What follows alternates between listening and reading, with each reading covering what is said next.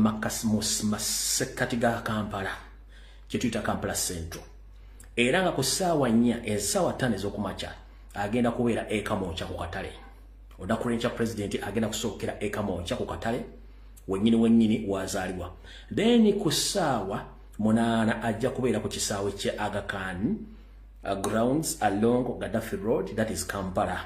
Kati abategezeza mwena mubeereyo nabagamba New Uganda is now. Kekana akalango. Nabagamba New Uganda is now.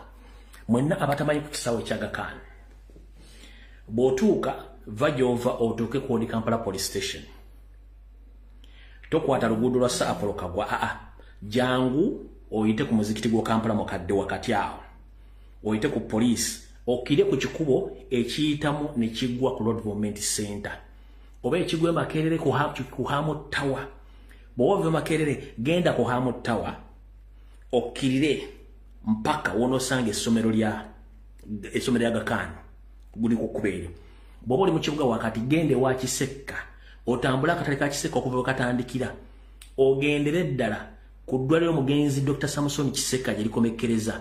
Ekyo ekibangirizi kyolaba wansi essomero lyaki lya Aga Khan ojja kuba otegeddewo bulungi nnyo buli omu ajja kuba ategeddewo kati mu ngeri y'emu kansooke mala okuyisawo security alert eno mutargeting president. Mr. President olukiiko oluteesise for National Platform ndi wano okuloopera mu ddakiika nga nambadde nzija nenfuna information entegeeza nti DPC wa Kodi Kampala planninga okukubulookinga obutasobola kuba lukuŋŋaana ku Aga Khan playground. Era ateeseteese okusula nga adeployinze abasirikale. Mwena mujjukira nti president wabadde atambulidde wonna kubaddeko emmotoka ng'eva Odi Kampala Kantrova kubaddeko emmotoka Odi Kampala ebadde ekuba president ya gas n'omubulookinga. Kati DPC wa Odi Kampala planninga enkya obutakkiriza mu kulembeze kukuba lukuŋŋaana ku Aga Khan. Era asuza amaze okudiployinga ba detective abali mu ngoye za bulijjo n'abasirikale obuyinza obutakkiriza kukola ki president kuba olukuŋŋaana. So DPC buno makanja arabba okuweeza mukulu DPC esigadde ennaku mbale nnyo amanya gatugamanyi family otugimanyi ennaku zitulaka tukyalako exposinga family zammwe tujja kuba tulina wetuzifuna muddo obutuufu nga tutegeddewo. Obadde otambulira ku president ebbanga lyonna across the country ng'okuba tia gas mu kuba abantu obublockinga kati n'enkyalimu alimu area yo alimu area of operation sebo plannings eky'omublockinga bekuba ku Aga Khan Primary School wa Aga Khan Playground. Kati tutongera okujjukiza buli kyokola kyonna kimanye tuli ku nkomerero ya campaign kyonna kyokola kyongera kuswaza naye nga nawe tomanyi kiki kijja just bakozesa.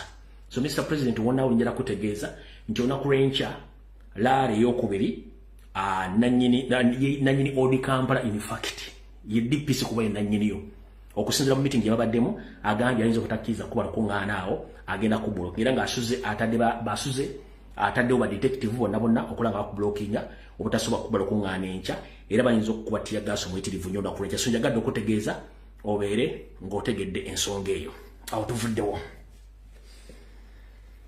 Katugende ku nsonga endala. Mwenda ba comrade abali mu Kampala njero bategeeza nti buli muyayi nago mulaba nga ayambadde ogorwa police olwa maji abo si ba police bonna bayaye kwe kunene ekibinja kino ekibera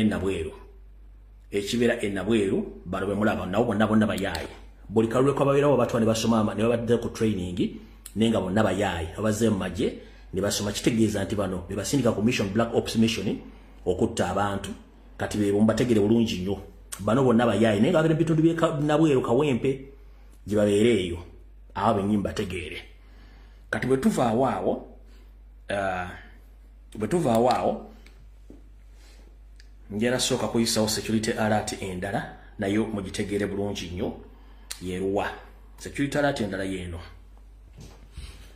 era njera mbeera aweya njera munkwate bulungi nnyo buno baka njera bugenderi bannayuganda mwenna abali mu Uganda n'abali mu diaspora. Omulimu guno gwenkoledde ebbanga eddene ate gwe ssuubira kulekera awo mpaka Uganda ng'ekyuse ngufunyemu obumanyirivu ngusanzemu obuzibuzibu naye mbugumidde kubanga buli kyenjogerako kyetuukirira kati ndi wano kutegeeza saagala olumwe mutwe saagala okwata essimu oyombese omuntu eyatonze omwoyo gwe. Lwaki? Mu national platform tugamba nti it's a free entry and free exit. Mu national platform tugamba nti omuntu oyingira wekka era ofuluma wekka. Olw'ensonga tewali bakuwandiika ng'oyingira n'oba ofuluma tebalina bbaluwa gye bakuwa. Era gwe bw'ogenda ne weetunda oba weetunze nga ggwe oba tolina gw'otunze. Nze okuvaayo bakubiranga ttooki mu bantu olw'okuba nti mmanyi Museveni bwa operatinga ne nkugamba nti gundi omwegendereze mukyamu n'osooka n'owakana oba bloga oba youtuber oba muntu wa bulijjo ne nkugamba nti gundi omwegendereze gwe nolowooza nti oba muwala namba sina gwe mpalana wabula nze mmanyi Museveni bwakola ki bwa operatinga ne nkugamba gundi omwegendereze kati bonna abakyuse ne muga nti baalidde ssente nabamentioninga dda nti abantu aba state agents baba bakozesa nga mulowooza nsaaga kati bavuddeyo balaze truza kala zaabwe bagenze mu NRM. Kirungi ki kyofunyemu bo mugenda? One, tebawandiikako application nti baffe ne badde bagenda tebatugambye nti bagenze bo batunze mwoyo gwo kuba bazzeeyo ku ddute. Kikuyambye kitya? Kikuyambye bwe kiti nti wandikola ekintu okulumya omuntu n'owunzika ng'oyambe muyambe ekkiriza. Abantu abo baberedde mu disguise eyannamulindyamu namunondyamu mumanyi abantu batuusizzaako obulabe. Era babasazeewo okugenda nga bwe bagenze mumanyi abantu abasimattuse okuttibwa oba okuliibwamu enkwe oba okubegebwa oba okuwebwa obutwa. Kyembaga bulijjo nti wandikola ekintu okulumya omuntu n'owunzika ng'oyambe muyambe ekkiriza. Gw'okimanyi nti abantu balina abantu baliddemu enkwe, abantu abafudde. Kubanga omuntu ewaddirayo gy'abadde alina okuba ekitegeeza nti abadde ku mulimu naye nga yeedisigayizinga akuloosa nti ali nawe nga toli naawe kumba kati bazze kuba badde babeetaaga baddeyo ku ddute. Saagala olumu mutima simanyi bagenze no kino kikiryalinga ne kikuzanyi ne kikuterawo akakunguuta. N'abantu abadde mu diaspora abantu abali ludda mwonna kati mufunye exactly people to deal with mumanye abantu mudiringa nabo. So chikuwadde space to breathe omanye nti baani abaagala ensi yawe n'abatajagala bali badde beedisigayizinga nti mwe bali si baani naffe babadde ku mulimu kati babatuuse nga babeetaaga bazzeeyo. Saagala omwe mutwe kubanga tetulina we twabawandika nga bajja bwe badde bagenze tebalire batugende nti bagenze bavudde batuwadde resignation no babadde ku mulimu eva babadde ku mulimu kuba nti babadde bababuzaabuza. Okitegedde babadde bababuzaabuza nga banoonya maanyi gammwe namba yammwe sapooti yammwe ne ssente zammwe. Kati bakuyambe bagenze kitegeeza nti abantu abo owonye eri abalina feelings ezibalinga ez'enkoko nga ye bw'alaba omuntu aliko online amwanguyira nnyo bannange omuntu oyo mwagala nnyo tomanya kiki kituufu kimuli mu mutima. Kati babakola ze side entuufu kitegeeza nti owonye. Then find out more abalimu babadde mu disguising ezo basigadde bameka osobola kusurviving otya. Kino kikuwa n'obuyinza okumanya nti kati ani gwe nnyimirira naye. Tokaaba amata gayise tebagayitira kuba takugambangako nti wammwe takulagangako na kaadi yatandise ddi okuwagira byayogera kati kyogaba tabimanyi. Kyenkugamba nti mubeere bakkakkamu mwayambiddwa buyambi bw'okumanya nti kati empe omusempe wentereevu enkiriininge mutegedde abantu abo bekyovula nti kyangu nnyo omuntu okuwa obutwa nga totegedde ngolooza muntu munno kumba kisolo. Kati kikuyambe buyambi okubanga okiryalinze eya mulina space eri clean that is it. Wabula nyongera obbajjukiza nti omuntu gw'obadde olinamu essubi bwakulyamu olukwe kiba kitegeeza nti naawe otandika omwedistansi nga kikisooka. Ekyokubiri olina okumulwanyisa aleme kubeeramu space yemu naye wokola ki woobeera. Funny enough bonna bwe muli mu kuyombesa one abasinga bali mu diaspora ate nga bali Middle East baliyo temporarily si bwe kiri nti era enamba esinga obunene bonna bakola illegal jobs bakola emirimu gitali mateeka. So it's upon you Uganda abali awo nti bano abantu ngeri gye bakola nti balikola ne gavumenti nga tebakola illegal businesses. It's up to deal with them kubanga mukimanyi bulungi yo atakulekera nondo mulekera ennyanja ekutteomera sente zaabwe bazikutte. Eyatambuziza sente zadde ze Dubai ngenda mu bagamba wabula kyenjagala muwulire bulungi nnyo gwe Munnayuganda yonna gy'oli weewale nnyo ba influencer b'oku social media weewale nnyo ba influencer b'oku social media. 90% the influencers are state agents. Nchiddamu 90% ba influencer ku social media, both abali mu diaspora n'abali ku wansi mu Uganda, ba state agents. Naye benjagala mwewale nnyo okusingira ddala be bayita ba property developers. Ba property developers mubeesonyiwe era mubeekengere nnyo. Kati omukulu eyasaasanyiza ssente e Dubai bamuyita Kulisirule. Omukulu eyatambuza ssente za state zituusa bamuyita Kulisirule. Kulisirule ono yabadde yeeyita nnyo influencer ng'ayogera nnyo ku mukutu gwa Ibulake Mukasa. Ono yajjira mu tteeke nga influencer ng'ayinspiringa abantu mu properties, nga influencing abantu mu kugula n'okuzimba amataka ne mu business ventures. Kati is a full state agent operating at both local ne ku international level. Buli muntu ekitono nnyo bamuletedde dola wazindabye 10,000 eyalese ssente ezo yono. Yoyo mulabulungi. Kati go wenda abadde no muvubuka. Ono muvubuka state agent kati bulungi operative. Omulabulungi nnyo. Oyo muyita Kulisule yasaasanyiza ssente okuzireta muki okuzireta Dubai yoyo. Kati ono abadde influencer ng'ayogera ebintu by'ogula amataka, okuzimba, okola business ez'enjawulo. Oyo gwe bayita Kulisule yalese ssente ozireta Dubai zisaasaanya.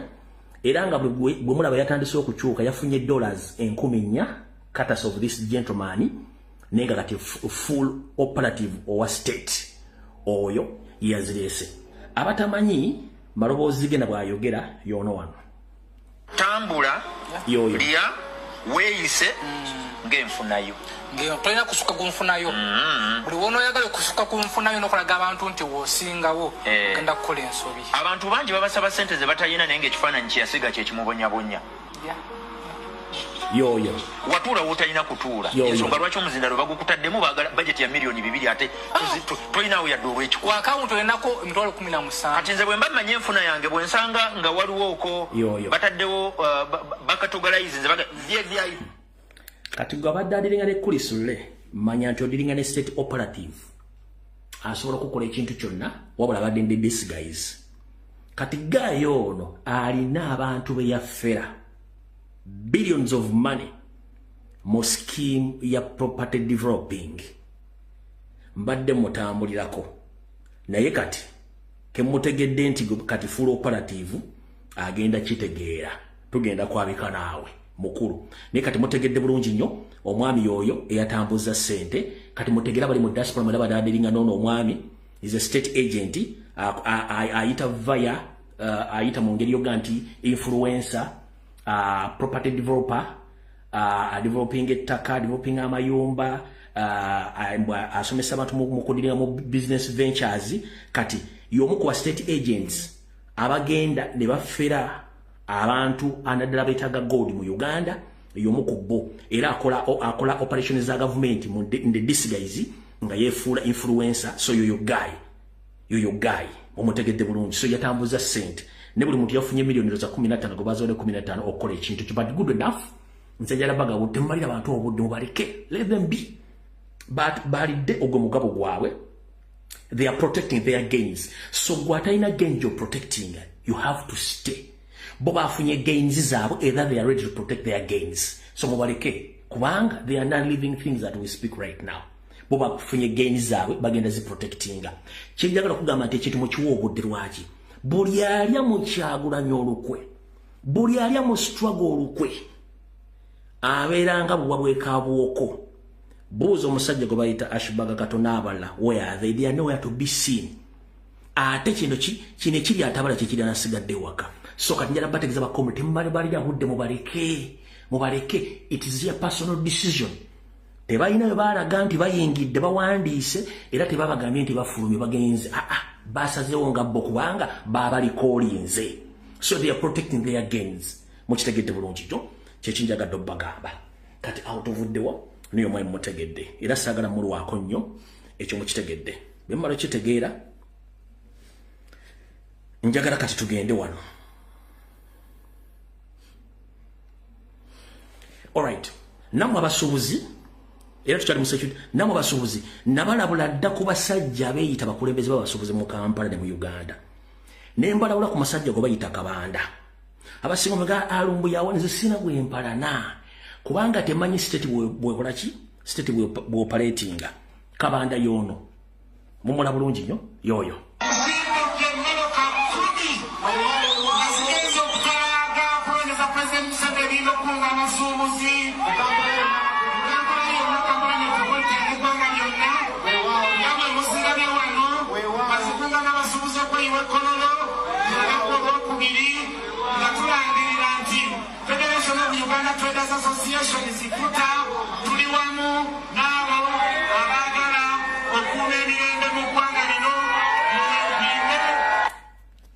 Mutegedde kati awo tuvudde ku security alert tuzimaliriza kujjako ndowooza kanyongere security alert. It's not a security alert, just to remind abantu batakitegedde nakyo kankifundikiremu kiveewo. Alright,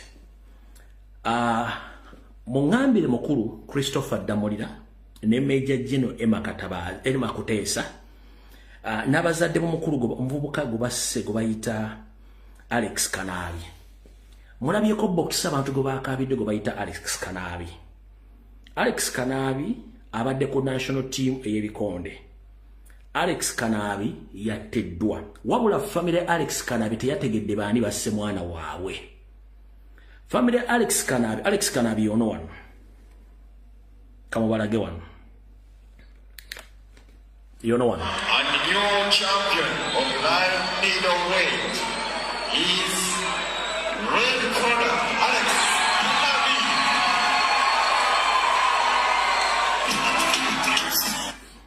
Yono wano Alex Kanabi.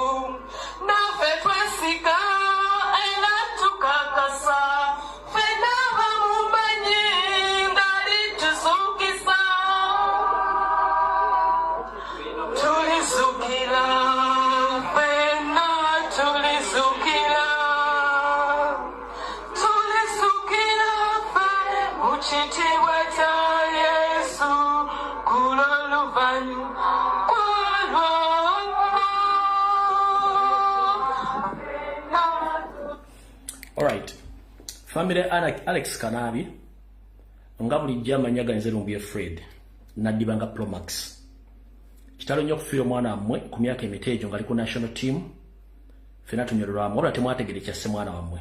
1. Alex Kanabi abadde ku national team era ng'alina bannayuganda banne batendeka era bakolaga naye emirimu nga bwe tugamba nti omuntu alina team yo squad yo. Kati Alex Kanabi abadde ne tiimu ye ey'abavubuka. Major General Emma Katabazi ne Christopher Damulira bamutuukirira basooka ne batuukirira aba group ya Alex Kanabi nabo bagamba twetaaga bateeka mu ghetto structures amutuyambeko mu kalulu akajja mugenda kukola bitundu ebyenjawulo nga mukuba n'okukwata buli muntu yenna n'avaayo okubanja akaluka akyagona nyoba okwekalakaasa. Kati group ya Alex Kanabi ne bagamba ffe tetusobola kukola kintu kyonna top boss nga takola ki, top boss nga tamanyi babubabuza top boss ya babaga mwita Alex Kanabi. Major General Emma Kuteesa n'anoonya Alex Kanabi n'amusiŋŋaana n'amugamba nabadde njogerako n'abaana mu nga simenti abaana babo ne bangambye abaana tebasobola kukola kintu kyonna nga tokkiriza. Alex Kanabi openly genuinely yagamba Major Emma Kuteesa si mumenyi w'amateeka ndi ku national team. Ndi musajja yasoma era amanyi kyenkola. I'm a professional boxer. Sisobola kwenyigira mu kintu kyonna kimenya amateeka. Kukuba bannayuganda bannange sigwo omulimu sijja gukola. Alex Kanabi bw'agaana. Major General Emma Kuteesa n'addayo mu gye babeera eyo ne bateesa n'egganga ze ziri eza ghetto structures.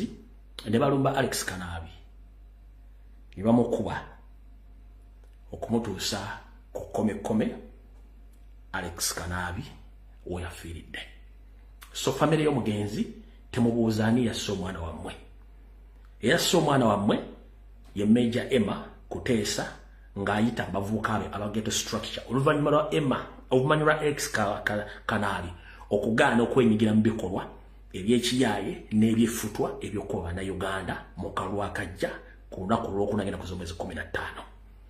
Muganda wange mmanyi oyinza okuba owulira ne family ewulira wonna wooli ofudde oli muzira tolidde mu nsi y'olukwe ne baganda bo bonna obadde okozesa baadde bakugoberera ebikolwa byo n'ebigambo byo era tebakkiriza kukolagana kitundu kukolagana abantu batujja abo abaviiriddeko okujja kubanga baategedde nti osobola oba exposinga somehow somewhere. Muganda wange kyekyakosizza wumula mirembe tulisinkana kubanga ffene enjawulo yabudde. So Mr. President Bannayuganda mwenna ekyasse Alex Kanabi abadde ku national team box abadde ku national team y'ebikubukonde yaganye okulya mu nsi y'olukwe saako n'okwenyigira mu kuba abantu mu kalwa akajja nenga ghetto structure za Major General Emma Kuteesa zizamuteze ne zimukuba mpaka okumutuusa ku kome okumutwala ku oxygen n'afa. Kitalo nnyo tuvuddewo n'oyo mu gym. Kati katugende ku information oba nsooke mbayisizeewo n'eno lumu. Alright, kansooke mbayisizeewo n'eno lumu esembayo tuveewo.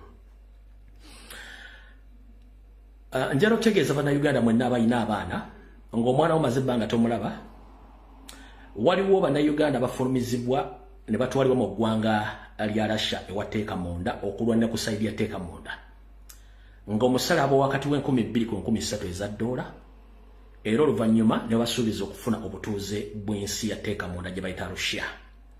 Abaana abo gye bali abamu bwe bafa baziika mu mass graves, amba baleka empungu ne zirya nenga abaana bano babuzibwa nnyo abitongole by'okwerinda. Abaana bangi bafiiridde mu Ukraine Bannayuganda. Ngenda kuwaako obujulizi bwa seconds 39 obukulaga nti abaana bamwe gye bali nenga bali muziro mu byennyo nga buli afa tebasobola kuga nti yafudde kuba mugamba don't report to your nearest relatives babatikka butisi. Akatambi kano njagala mukawuliriza n'obwegendereza muwulire mugenda soka mulabe ekkala z'abantu baddugavu ebigambo bayimba ennyimba zaffe za mu Uganda gye kakomekereza omu ku bavubuka agamba kaweddemu dda. Kitegeeza nti abaana baffe bangi be mutajjaddemu kulaba nga bagenda kufiira Bulaaya. Aya kaakano kankabazanjire nako kaakano. О, глянь, сколько одноразочек. Еще и поют. Радостные. Ничего, сейчас на залив пойдут. По-другому запоют.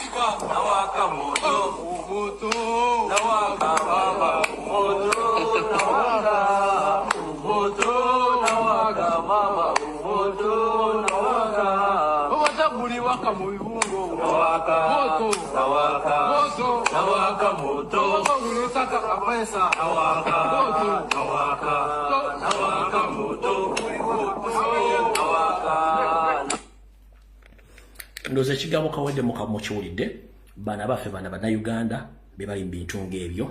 Alright, kati mbuterevu akatambi njala akatambi katandise katya. Tusigaze ennaku ziringa 3 okugenda mu kkuba obunnya. Munnayuganda yonna gy'oli nkulamusizaako nga tonnagenda kugyeko kakongweko oba tuyagala ggwanga lyo genda ogyeko ku kakongweko ku LC2 ogende wolondera noba tokasanzeeyo bw'obanga olina ennanga muntu yo ng'omanyi wolondera keera ku makya ngenda kuza omwezi 15 saa 10 mwezi okumakya ogende ku polling station erinnya lyo gye liri ogenda kulonda okuume meters 2 okuva ku polling station okuume akalulu bulungi teba muntu yenna akutiisatiisa ku lunaku olwo bw'omala okujja akakongeko katereke bw'obanga tokasanzeeyo please endaga muntu yo ne wolondera details zo zirejja kulonda bw'omala okulonda the meters 2 but a process eri clear. 1 ekisooka genda ne kalamu enkalu oba funa peni y'omwana wo oba funa peni y'ogenda okukozesa. 1 tulina information ti Penns Electoral Commission zivaako zimulanja mana n'avaako kale mana n'evaako kozesa ekkalaamu oba peni bw'omala okukola ebintu ebyo ng'omaze okutiikinga then the bali kati ekikulu kiki wano mukyumpulize bulungi nnyo ku lunaku olw'okulonda essimu yo gye tuyita smartphone ya mugaso nnyo n'okusinga ekintu ky'olowooza ku makyanga baggulawo we mulondera ebintu byonna ebirondesebwa bireetebwa ne bisooka bikozebwako accountability embalirira obokisi buze bumeka obulo bugenda okulonda buze bumeka ebokisi sinsumulule nti ye ebintu byonna mu recording mu ka video mu malo recording mutandiko bisaasaanya tize ku polling station wende nondede balesewo bokisi bubadde butaano nti ye balesemu obutobo obululu obutobo obubadde butaano ye nga bona buli recorded ba polling agents baffe basayininga ne ba witness abadde basayininga kitegeeza ezo records obozirina bw'omala zifuna muzisaasaanye with immediate effect then ku ssaawa y'okulonda ku ssaawa y'okubala bagenda kuteekawo either ettundubaale oba omukeeko baleesu yonna basumule bokisi ezo bayiwe obululu obwo wansi obululu batandika obubala bwe batandika obubala bajja kugamba babubala olaba bakugambe nti Kyagulanyi afunye obululu 10 Museveni afunye obululu 3 nti yes bawandike ku DRA forms ziri nti Kyagulanyi afunye obululu 10 Museveni afunye obululu 3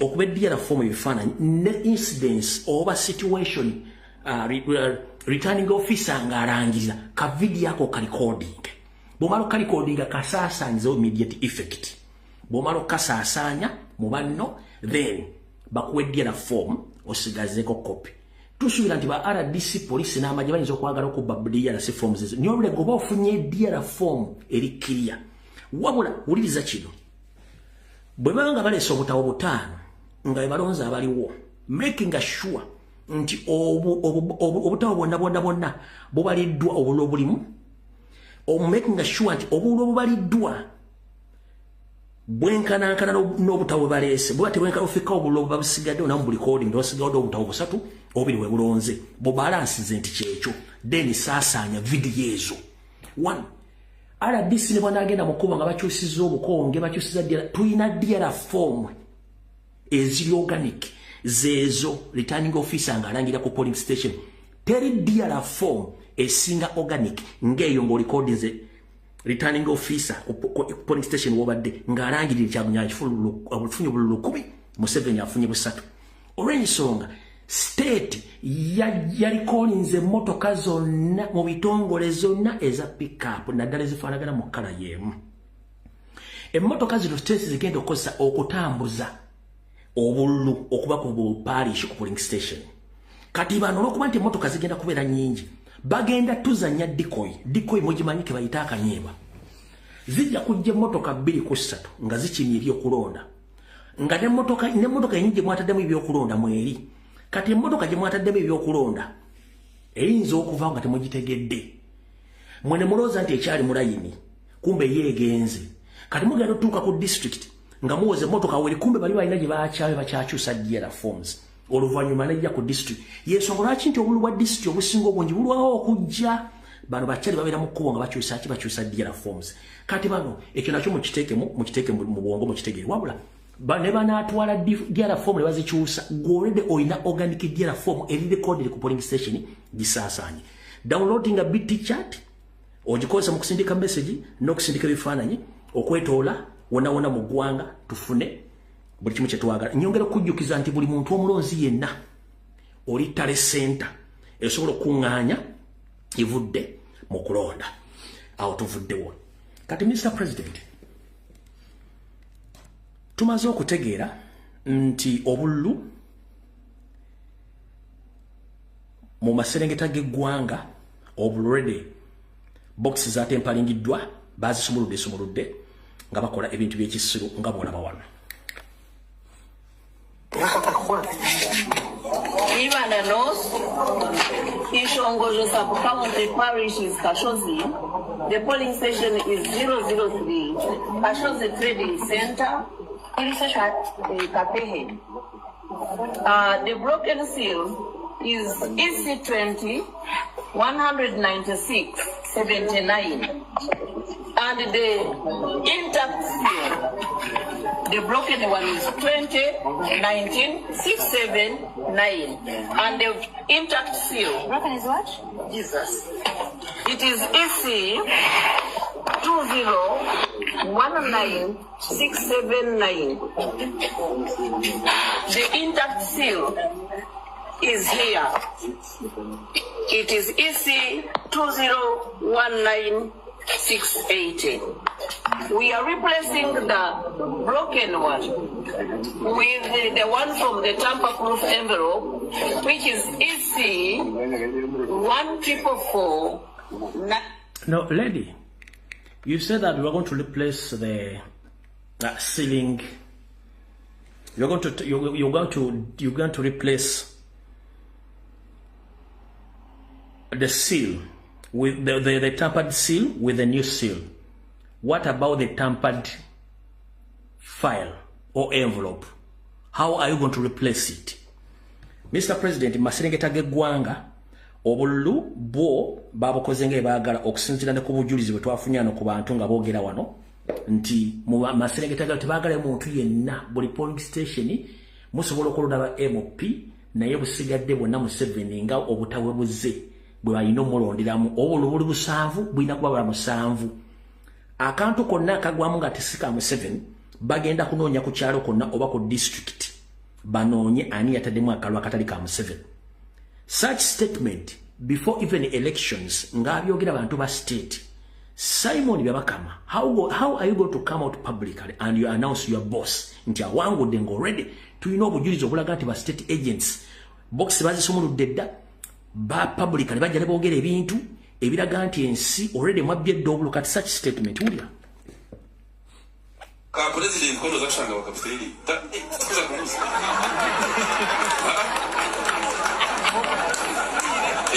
chirumu register irimo abantu bangaye kigaragariya abantu rushanje ubururu rushanje ecyo ubuye mukotera batutera ibintu byabo nabaganda ecyo kiroki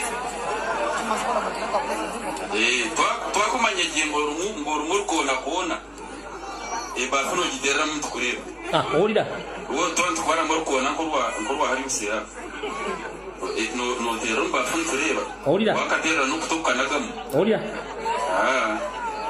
ukatama this time ntwenda 100% isingiro district shana mwana mwena kutubere mahandegi ibaya kurubinyire batera baji agambe temutegana ngo akanyandwe bakalonze dda tebayo muntu yenna eyesirwaza abagaye ne bonobera mu baafu you ready baba ino okubanga balaba ani golonze kati sikye ekikulu mukitegedde bulungi nnyo olunaku lwero kati awutuvuddewo amakulu Simon Mugenyi mbere amakulu Abasi Yakagaba the Inspector General of Police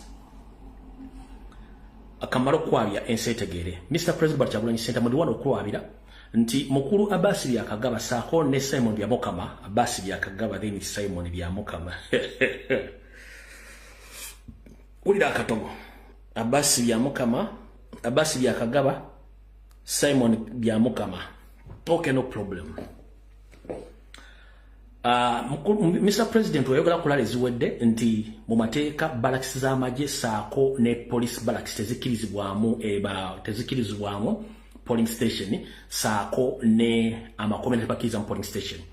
Ndi wano okuloopera nti amakomera agasinga obungi mu Uganda Abasi Byakagaba ne Simon Byakagaba bataddemu polling stations era nga Abasi Byakagaba Inspector General Police yaragidde buli barracks bateke polling station as a must abasirikale balonde nga bali ku gun point nga balonda mu 7 era buli barracks commander wa barracks wa police yamwadde $1,500,000 okumakinga sure nti buli musirikale ne wa police alonda mu 7 ne mu prison as well ne maje bati babikoze kubanga ensi nafe tuwa information okusinzira ku kitu batwetaaga ne kitu bakitegedde. So Mr. President jagadde nkutegeeze ebintu ebyo bonambiro out of the world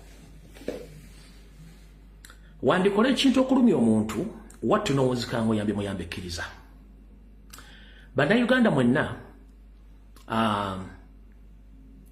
Museveni ekintu kyakola olwaleero ekyokuteeka amagye okuleeta ebyokulwanyisa n'abiteeka mu Kampala mukono wa Kisolo omunayi w'amagye gwe kikulaga ki kubanga Abaganda tugamba nti akatali kabbe amagumba oli osula mu mulyango ndi wano okukubiriza omulango takungula Munnayuganda yenna gy'oli. It is your constitutional right to go and vote. We don't have any time of fighting with army serving officers and police officers. Tetulina budde bugenda kulwana na mweso. Omulimu gwaffe kugenda kulonda kukakuuma kukabanja ye protest vote. Gwasubira tulina obutawo ne police n'amagye oggayiwa. That is time wastage. Fere tulina budde. Ekyo bakiyita intimidation. Ate mu old style, mu old school style of Museveni kibira kyakutiisatiisa bantu. Ekyo tekijja kukola ffe tulina budde bwammwe. Munnayuganda yonna gy'oli ne bw'olaba emmotoka ng'eriko ennyindo 7 emipiira 85. Don't be scared. You are less concerned about that. Owabalesa abasirikale bameka tebakukwatako genda olonde mu bungi osigale ku polling station. Ffe tebitukwatako. Nga bw'ogenda ku makya ng'ogenda kunoonya ssente nga tomanya ani agenda zikuwa genda ku makya ogenda olonde. Tofa ku magye, tofa ku mundu ze bakutte, tofa ku ki kubanga togenda kulwana musirikale. Ogenda kulwana mubbi wa kalulu. So I'm here to inform the forces. I'm informed that Museveni has already bring in some forces from Central African Republic, South Sudan, Kenya, Tanzania, Rwanda, as well in Congo. But for us, we are not at war with Museveni or with the army. No. We are using our constitutional rights of changing power peacefully. So Museveni, you deploying forces from different countries. We are less concerned about your deployment. For us, we are using our constitutional right of voting. So those scaring tactics, the world is changing. You might even not even to instruct those people to shoot to indigenous Ugandans when their government is gone. Ebyokola gwe ng'osindisa amagye ennyonyi buli kimu tetulina kye tutidde. Kubanga mu kaseera mpawa ka gavumenti yejja kuvaako nga tewaliwadde essasi livuze. The moment kasi tookola ensobi amagye n'ogateeka mu bantu. Mwenna mwalabye video sigenda zibalaga kuno sigenda ziddamu. Nga bayisize byokulwanyisa mu abantu baga nti ffe ambulera ye answer. That means kiri ekintu kyabavaako kye mwali mulina batiisatiisa. One. Museveni njala kubuuza ekibuuzo kino njala okinzire bulungi nnyo. You think gw'olina amagye okagali mu kibuga? You think gw'olina amagye okagali mu Uganda? You think nti go deploying amagye n'ogajja mu barracks n'ogateeka mu public ogalinako 100% command? You think that? Omanyi bwe njala rabbi bagamba omusajja ono aludde mbukufuza emyaka 4 adeployinza amagye kyokka ng'etteeka lisoma nti amagye galina kubeera ku border oba mu barracks kati agajja agatadde mu public ng'amagye ago okuva mu public kyetaagisa permission nga high command etudde obanga bagiyita radio message gye bayita radio message bagisindika nga ya security alert level 1 ng'efulumye eyo bw'efuluma amagye gaba galina okufuluma bagiyita standby order 1 kati bati wali standby order 1 amagye ogajja mu barracks ogatadde mu public oyina assurance kinti abantu abagenda bawa order to shoot and kill Ugandans? How sure are you? Stand order 1 yefulumya amagye mu barracks yagala obulira ensi tuli ku stand order 1 nti amagye gafulumye kubanga amagye gafulumye mu barracks. It means a war. Are we at war? No. How sure are you nti amagye goteeka mu public nti ogenda ga instructing okuwa abantu? Kubanga togasasula tegalya gasula bubi already mulimu tribal differences ezirimu kati go deploying amagye ogadde mu barracks amagye gafuluma leo standby order nambemu nga kitegeeza lutalo kati ogafulumiza nga tegabeera mu bantu ate nga gawulira okuyayana kw'abantu ntwetaaga change oli sure otya nti order ogenda zone zibeera accurate. Kitegeeza nti mwe muyonka ente n'obusa buyonkeramu.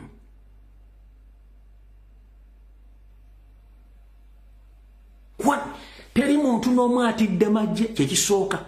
Abo Bannayuganda abasasula omusale mugeba kubanga sasi mumutiise ate mwerabira mangu emmotoka za Uganda zonna ez'amagye tuzimanyi langi eriko mwaleese emmotoka nga ziri visible si za mu Uganda tukimanyi and we know how to deal with the foreigners kala zaabwe tuzimanyi tumanyi bwaba deployings buli omu tumanyiwo but okimanyi nti osobola okuwa order ku lunaku lwa protest vote government yo neevaako okimanyi nti osobola okuwa order ku lunaku z'omwezi 15 government yo neeviirakaawo kubanga amagye galina kufuluma mu balasi nga gali ku standby order nambeemu nti olutalo lutuuse kati galiwo eri ku street order ki gy'ogenda okuwa shoot and kill nga tewaliwo protocol kuba mutawana oyo yalagira mbasaasidde Munnayuganda yenna nkubuulira kino kijje ku nze amagye si mulabewo kubanga go gasasula omusaala amagye baana bammwe mwe mbazaala bawasamu mmwe bataata bammwe basenga bammwe abaana bwe basoma n'abaana bammwe tekuli kintu kye bagenda bakola kyonna mugende mulonde mu bungi mugende mulonde mu bungi era temubamu kutya teri asobola kukuba ssasi nga tolumbye musirikale teri asobola kukuba ssasi nga tolwanye na musirikale nkibaddamu temugezaako ne mutiisatiiswa mugende mulonde mumpulidde bulungi nnyo ekisindisiza Museveni abasirikale abo ku street already yavaako dda Museveni yavaako dda kyekimusindisiza amagye kubanga bannansi baamukoowa n'amagye gennyini gaamukoowa Uganda y'abannayuganda si abagwira abannayuganda bagenda kwesalirawo eba RDC boogera bonna byonna byabuyaaye atatidde tayogera we bagamba nti atali kutambulira kusibira y'amenvu kasajja katono okanyomera bitala wa mugga bakomulimu namba suubira bannayuganda mwenna temutya ebizibu yamu byonna bikoma 15 genda olonde teri muntu agenda kukuba ssasi kubanga abalina emmundu ezo bannayuganda tekuli n'omuntu agenda kukuba ssasi genda olonde awo tuvuddewo kyenjagadde obbagamba kubanga si ffe tuli bunkenke yali ku bunkenke baafulumizza abaana bawe bonna in fact n'ennyande kankibagambe kino kuno kwoli nina intelligence eŋŋamba nti bw'omala okulonda immediate akanyonyi kakulinze ogenda kufuluma eggwanga eryo. I'm here to inform the international community, to inform all our comrades in Uganda as we speak right now. I'm here to inform you that after, on the polling day, that is 15th Thursday next week, Museveni, after voting, is going to board a chopper and leave that country with immediate effect. So whatever happens, get to know that Museveni is not in that country. Ajakuba dosemu talimu. As well as digi ayinza okuba talimu. So kati mwenna bakola ekintu ekyo bafuna command mukitegere nti nyande tajja kubaamu olumalo kulonda nga afuluma. Museveni kuno kwoli nkimanyi okimanyi nti nkimanyi nafunye intelligence olumalo kulonda mukazonga mudduka. Kati already gwango ojja kuba toliimu ate amagye mugafulumiza mwasomera wa.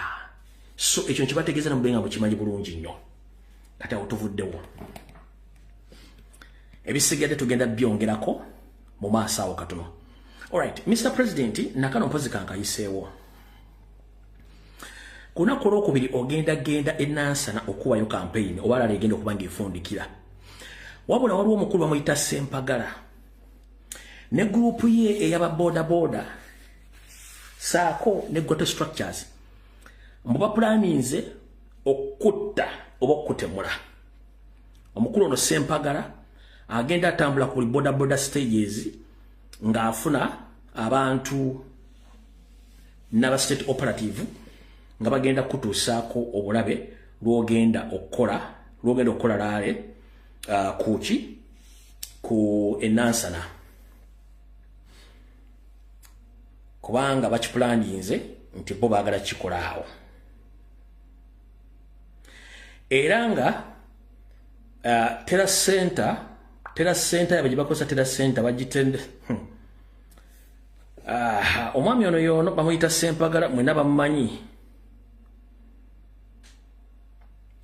yagenda ogezako create okunganya baterrorist be bamuyita yo Sempagala yenna manyi Sempagala wali amugambe twamutegedde nansana president ajja tana kyagenda kola tona kyogenda kola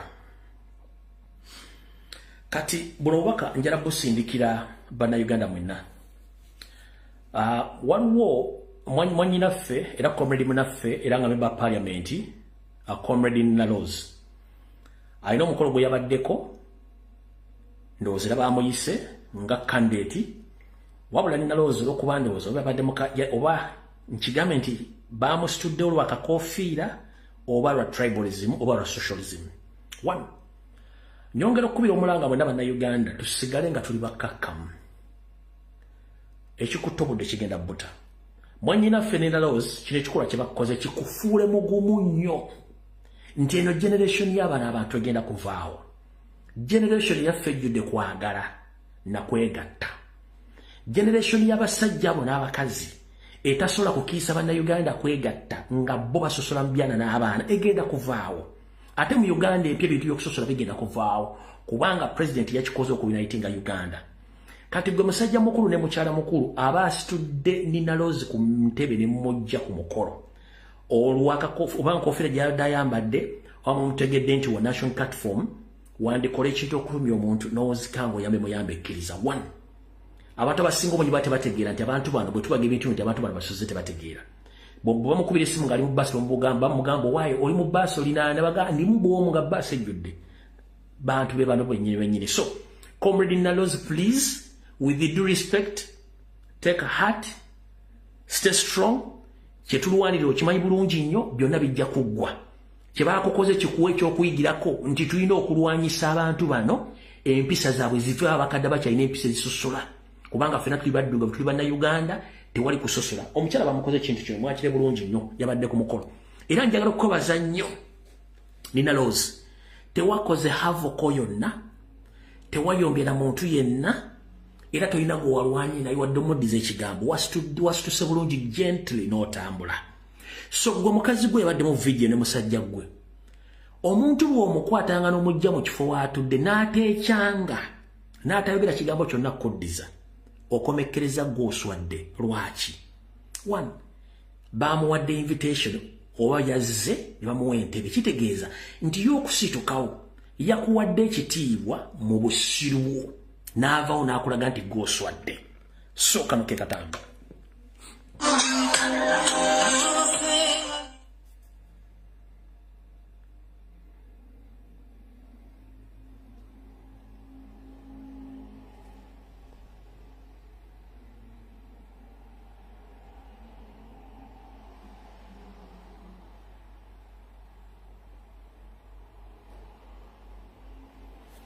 sokola mukyalo oyo sokola mukyalo omulaba oyo tunulya face ye yennyini tunulya face ye namugavaawo nkugavaano wotudde situka aveewo situka tetumwagala wano oba bali ba SFC oba baaki ne kugirako ne lisajja ekkulu lirabe face yayo sokola be face ye sokola be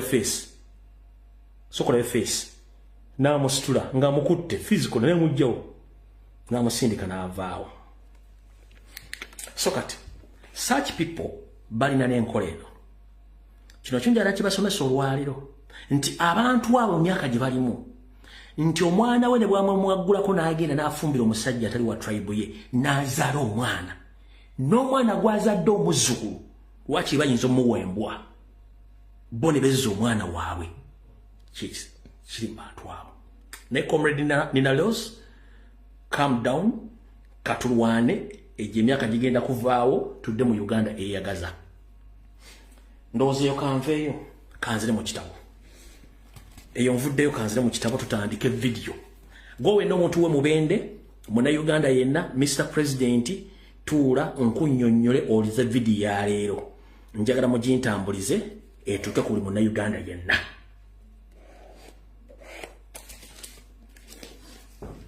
Ennaku z'omwezi 11 omwezi ogw'olubebere omwaka 2026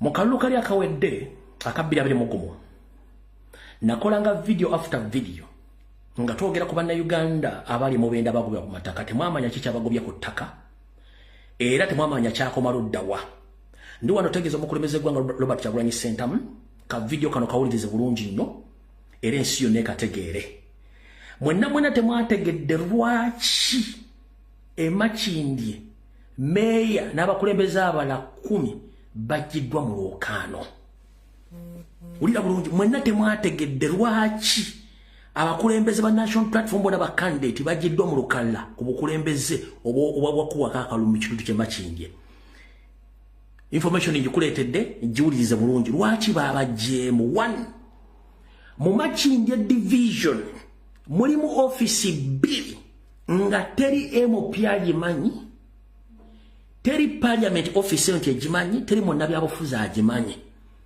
exclusively ogenda kujja na information ensonga lwaki baleese oyo omusajja omusomaali Omar okuba nti kati yayisewo unopposed babadde ba protecting theft of the century safety of the century yewa kandi kuvire ku ntono oluwulirize Makindye waliyo companies 2 ze zitambuza n'okutunda gold wa Uganda yenna ave mu bende kampuni endala yetunda gold yenna afisse mu bende davudde Congo baganda baffe gye bafiiridde mu bungi abasirikale ba UPDF nga gold yenna go basima akomekkereza amazo musaanuusa nga agesindibwa Makindye mu kampuni ziri 2 parliament tezimanyi teri MP azimanyi teri muntu yenna azimanyi nga ze zitunda gold wa Uganda ku world market vakoli wa China owagagagai ogenda kaaba era ogenda kutya Museveni kankwabye ensi erimanya kyerimpa Mr. President otudde tusimbudde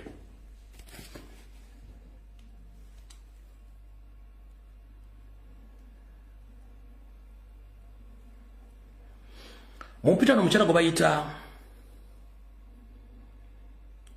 gobayita Simon Njuba bamuyita Major Simon Njuba abere ku VTN tusimbudde ensonga lwaki bajjemu abakulembeze ba National Platform bonna babadde tebaagala muntu yenna wa opposition kutwala Makindye olw'ensonga kyabadde kijja kuleetera Museveni obuzibu ne Salim Saleh ne Jenne Muhoozi okudiscoveringa kampuni zino ezibadde zitunda gold wa Uganda uliza bulungi ensonga lwaki Makindye abakulembeze ba National Platform bona bajiddwamu akakiiko k'ebyokulonda ne balekamu muna NRM omusumaali omwami Umar abadde chairman olusitu ne chairman olusifu lye buvuddeko ng'akiikirira mu yenge eyo kino kyembadde temumanyi ulira bulungi nnyo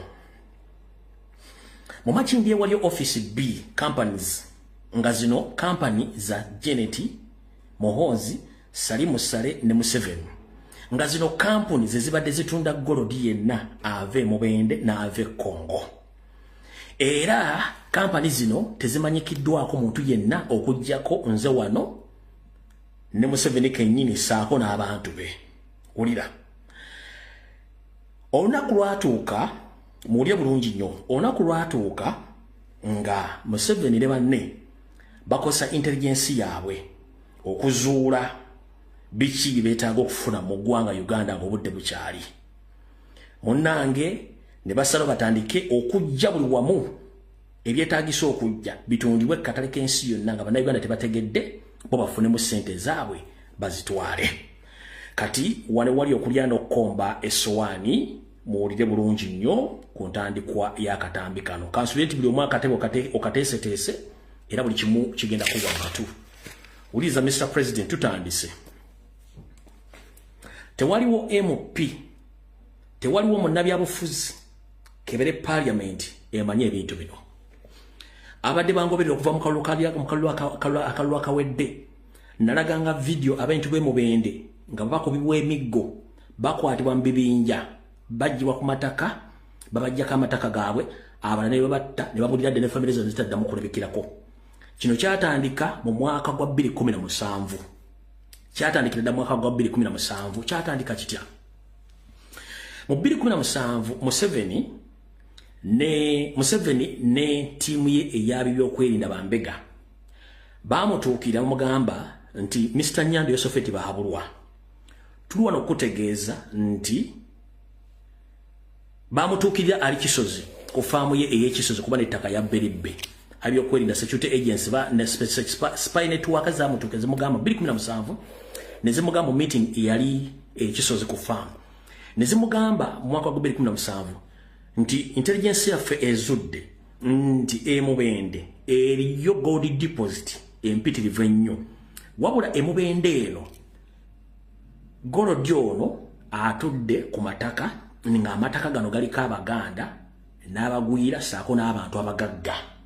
Museveni n'agamba nti kati wulira ekitongole kya ISO ne Ssemwai kyagamba Nyando Yosoferi ntuzudde gold Emubende naye ettaka lino liriko abantu okusingira ddala Baganda saako n'abagwira abatonotono saako n'abagagga. Nyando Yosoferi n'abagamba nti Nyando n'abagamba nti kale bwe mba mulizudde nga liriko gold nti tukwate ensimbi tugule abantu abave ku ki bave ku ttaka naddala Abaganda. Olw'ensonga nti Abaganda bwe tunabagoba ku ttaka bajja kuleekaana. Security agency oba spy network azamugamba kikafuuwe ffe tuli mu buyinza ffe tulina buli kimu kye tugenda okukola tugenda kutwala abasirikale batandika okugoba buli muntu yenna ku mataka ago ku kifuba ku magombola gano wansi gengenda okusooka okumenya. Amagombola kuliko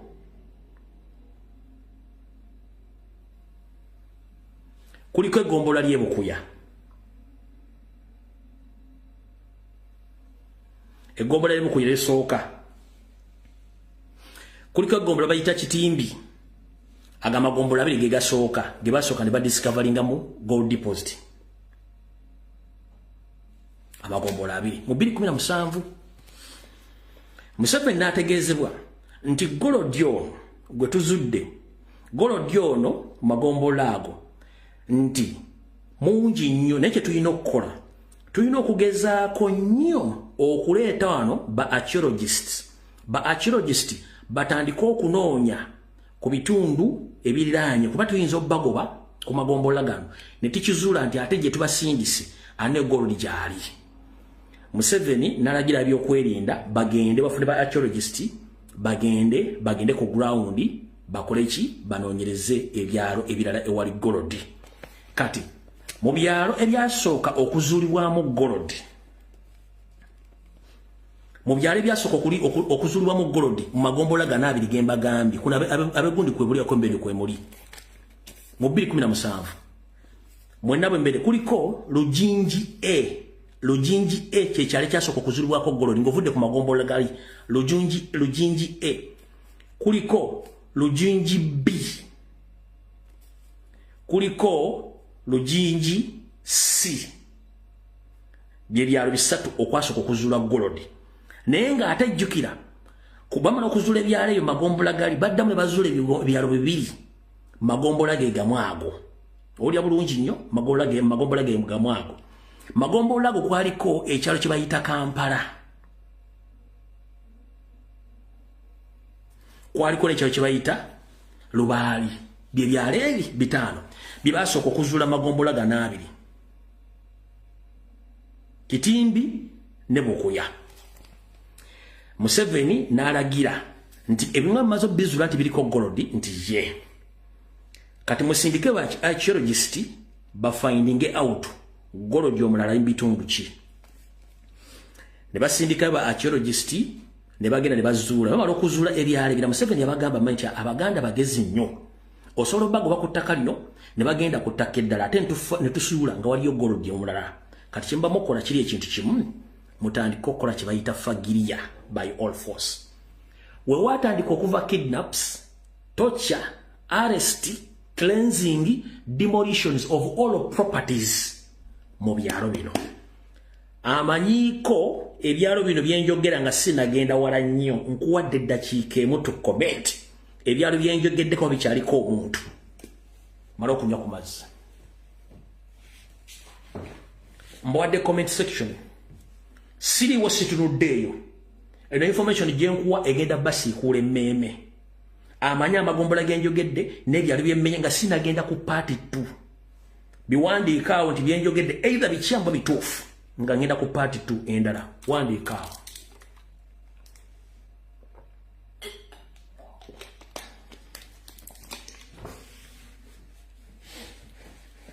mbwadde comment section eddakiika emu netera okuggwako.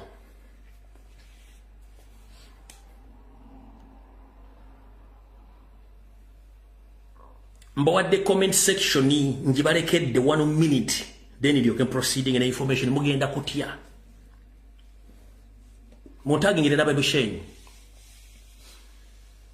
Ndowooza bali ku video ne mugira comment bwezitambula. Comment muzira bwezitambula. Omanjala nnyo ku associating n'abantu.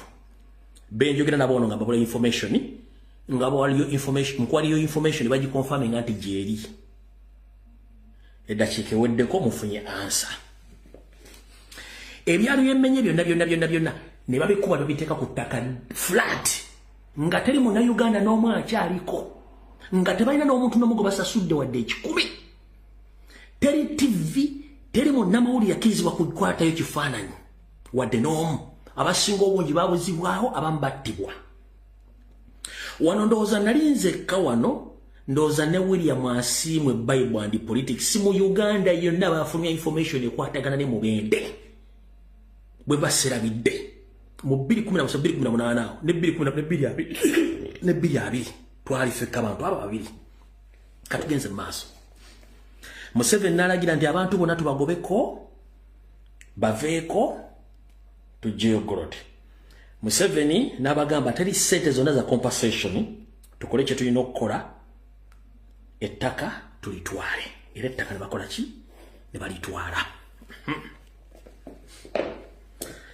Ebamala odditwala, security agents zagamba Nyandi Esofeeri nti bwe tumaze okusindika bakyologist ne batuwa ripooti gye batuwadde yeeno esoma etya. Ripooti gye batuwadde eraga nti waliwo areas endala ezirimu gold deposit omungi. Naye era na zino ziriko abantu naye kusingira ddala Baganda saako n'abagwira batonotono. Nazo twandibali twagala okuzikiriyalinga abantu baveeko tukole byaffe. Museveni nawa order mufagie kila umbwa bujjeko buli mbwa yonna eriko saagala kumanya. Bakyologist ne baga ripooti yaabwe mu area zino wammanga ze bagamba Museveni nti gold waali era ng'ebyaddala gold waali.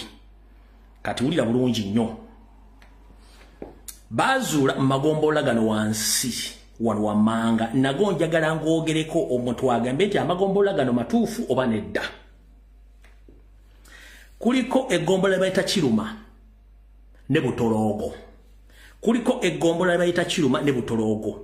Zezine egombola zibazuula mu Gorod era ne Mubende. Egombola bayita Kiruma saako ne Butoloogo. Kati zino Kiruma ne Butoloogo zirimu ebyalo 10 byonna babisendawo n'omuntu yaliko ebyalo bino binanga bijjudde gold deposit bina yabisendawo n'abantu baako n'ebintu byabo byonna tebalekako kintu. Gana magombola gabayita Kiruma ne Butoloogo. Museveni amugamba nti naga magombola abiri mulimu Gorod naye ne savezi batuwadde ku magombola ago bino byebyalo mwe twasanze Gorod omuyitirivu nnyo oluvannyuma bakyologist watusindikidde okutuwa information tubanda bamu report. Wulira bulungi nnyo. Ekyalo ekisooka bakiyita Mukapya village.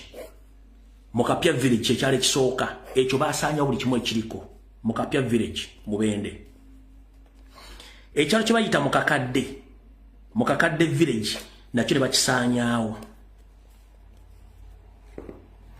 Ne bagenda ku kyo kye bayita Kamalenge nakyo ne bakisaanyaawo.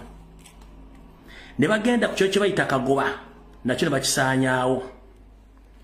Ne bagenda ku kyalo kye bayita Kabuyamba oba Kabuyimba nakyo ne bakisaanyaawo.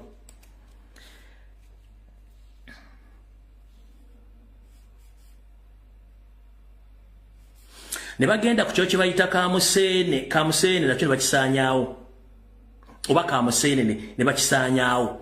Ekyalo bakiyita Kamuseene ne bakisaanyaawo. Ne bagenda ku kyalo kye bayita Katuugo nakyo ne bakisaanyaawo. Ne bagenda ku kyalo kye bayita Nfuka nakyo ne bakisaanyaawo. Ne bagenda ku kyalo kye bayita Namulanda nakyo ne bakisaanyaawo. Ne bagenda ku kyalo kye bayita Kigunda nakyo bakisaanyaawo. Ebyalo 10 byonna ne babisendawo buli muntu bamugobako nga konna kujjuddeko baganda abasigadde abaali abantu bagwiragwira baali batono nnyo byonna ebyalo 10 nkuwadde first party esoose wali ku magombola n'ebyalo byali 5 kati nekuwa amagombola ge bayita Kiruma ne Butorogo ebyalo bino amagombola gano abiri ge galimu ebyalo bine 10 byonna ne babiwa ku ttaka nga tebalina gwadde n'ekikumi eki kati wuliza amajje bagagenda okukola omulimu ogwo bulungi nnyo basindika ziguleda ne basindika zitrakita amajje poliisi isose mwai buli kimu ne bakola buli fujjo wabula bannansi baafukamira ne bagamba abasirikale abo fe bannannyini ettaka lino lwaki mutuwe layisinsi esobola okuba nga tubeera kuno tusime eggolo tusasule gavumenti omusolo waliko abasajja nga 3 bagamba bannansi abaganda nti mmwe kyemudiringa no temukimanyi omuntu yekka ayina layisinsi wane mubenda okusima golodi oba nannyini kitundu kyonna aweweebwa olukusa era bwe tukolera ku bintu bino layisinsi bagiguza Major Gertrude Njuba ndo bagiguza Major Gertrude Nanyunja Njuba yono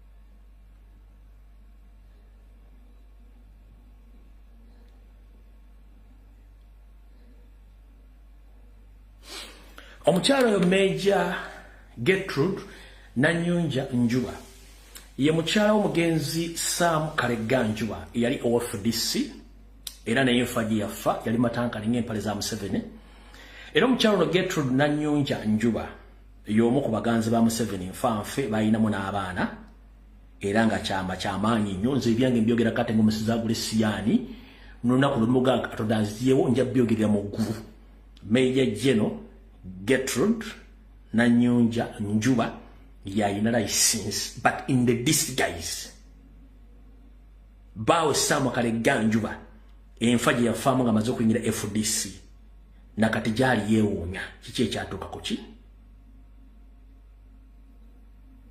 ku mukazi we naye nga Museveni amwinamu abaana either balinga babiri oba kwomu nga amwinamu abaana omukyabula abantu bonna bava mu nsiko omukyalo nali ali yaddeko ng'omubi omweru mu myaka gye gyalimu ye alina amaanyi alina buli kimu tumugamba nako yo Gertrude Njuba yalina license tukyagenda mu maaso saagala mukaabi n'abagambe tulina okulwana okuggyako bano abasajja nga bagamba mukyalo oyo yalina license ne right ez'okudiringa mu golodi emubende wonna basajja battu ne bakazi battu nga bakwata engugu zaabwe abasobola okusurvivinga ne bakunkuna ne bagenda bwe bamala okkirya linga wonna nga buli kimu kiwedde baddayo ne batula n'ennya bamugamba kati muzeeyi tukoze tutya tusobodde tutya okukuuma information ene nga tefulumye ku media parliament nga tekitegedde nga tewali ategedde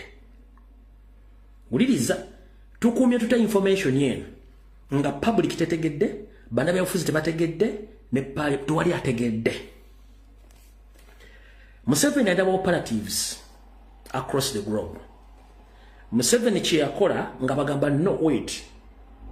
Tuyina omuntu waffe nga bagende Kenya nga basindika omuntu waabwe Kenya nga ayogera ne agent waabwe. Agent nga muwa appointment ga jasinkana Nyandwe. Agent waabwe gwe baafune Kenya mukyala alimu oluna Kenya alimu n'Oludaaki. Alimu oluna Kenya alimu Oludaaki.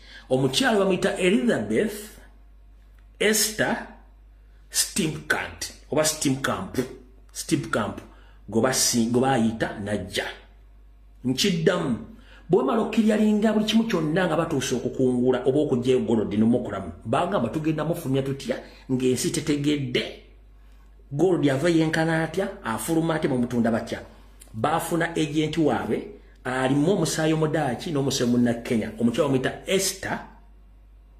bamuyita Elizabeth Esther manyinze njogera byange kate ng'omusiza agule siyani buli kimu nakikuleetedde.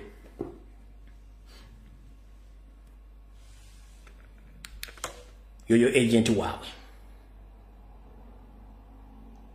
Yoyo agent waabwe.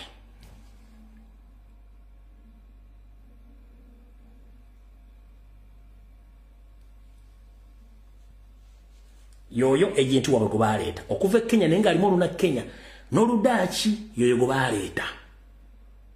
Ompulya bulungi nnyo yoyo go baleeta. Tukyagenda mu maaso. Bwe baleeta Elizabeth Esther Steenkamp nga bamuleeta nga bamuwa deal. Esther nga gulawo company on behalf of Museveni's family. Company nga bagiyita Washa Lijue Investment. Esther yagulawo company gye bayita Washa Lijue Investment Company Limited. Ngesangibwa ku Plot 4 Kamya Close Kansanga Machidi Kampala Division Kampala City. Muwandike bino ebintu tewali wogenda bisanga ku TV ku radio wadde muntu yenna manyine Museveni wali yetakula buli maawa. Esther yagulawo alite mujiggalawo temujiggala mujjawo address eyo. Esther wagulawo kampa bagiyita Washa Lijue Investments eri ku Plot 4 Kamya Close Kansanga Machinde Division Kampala District. Ndoza kati mutegedde lwaki baganya omuntu yeno wa Nuupu okubeera waawo. Esther bamala okugulawo kampuni eno. Kampuni batandika okusima Golodi bamusaanuusa Golodi we mubende yenna ng'atandika okutambula. Golodi ono we mubende yenna ng'omukyalo yakola ki ng'amutwala nga baleeterako nowe mubende obaleeterako nowawa nowe Kongo mutonotono.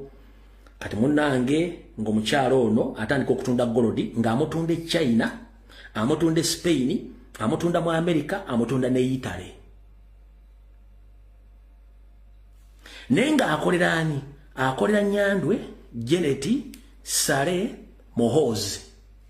Janet Mohozi Sale ne Museveni nga kampuni zaabwe zino y'omukyala yalimu ng'ekifaananyi. Nga Golodi waffe ave mubende yenna.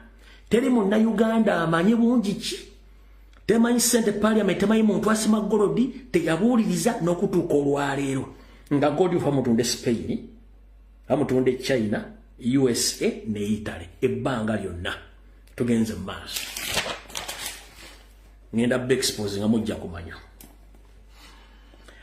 Omukyalo ono ng'atunda Golodi abantu b'embende nga bakuba enduulu bakube nga teri wadde muntu abanyega bayambako ng'omukyala atunda Golodi.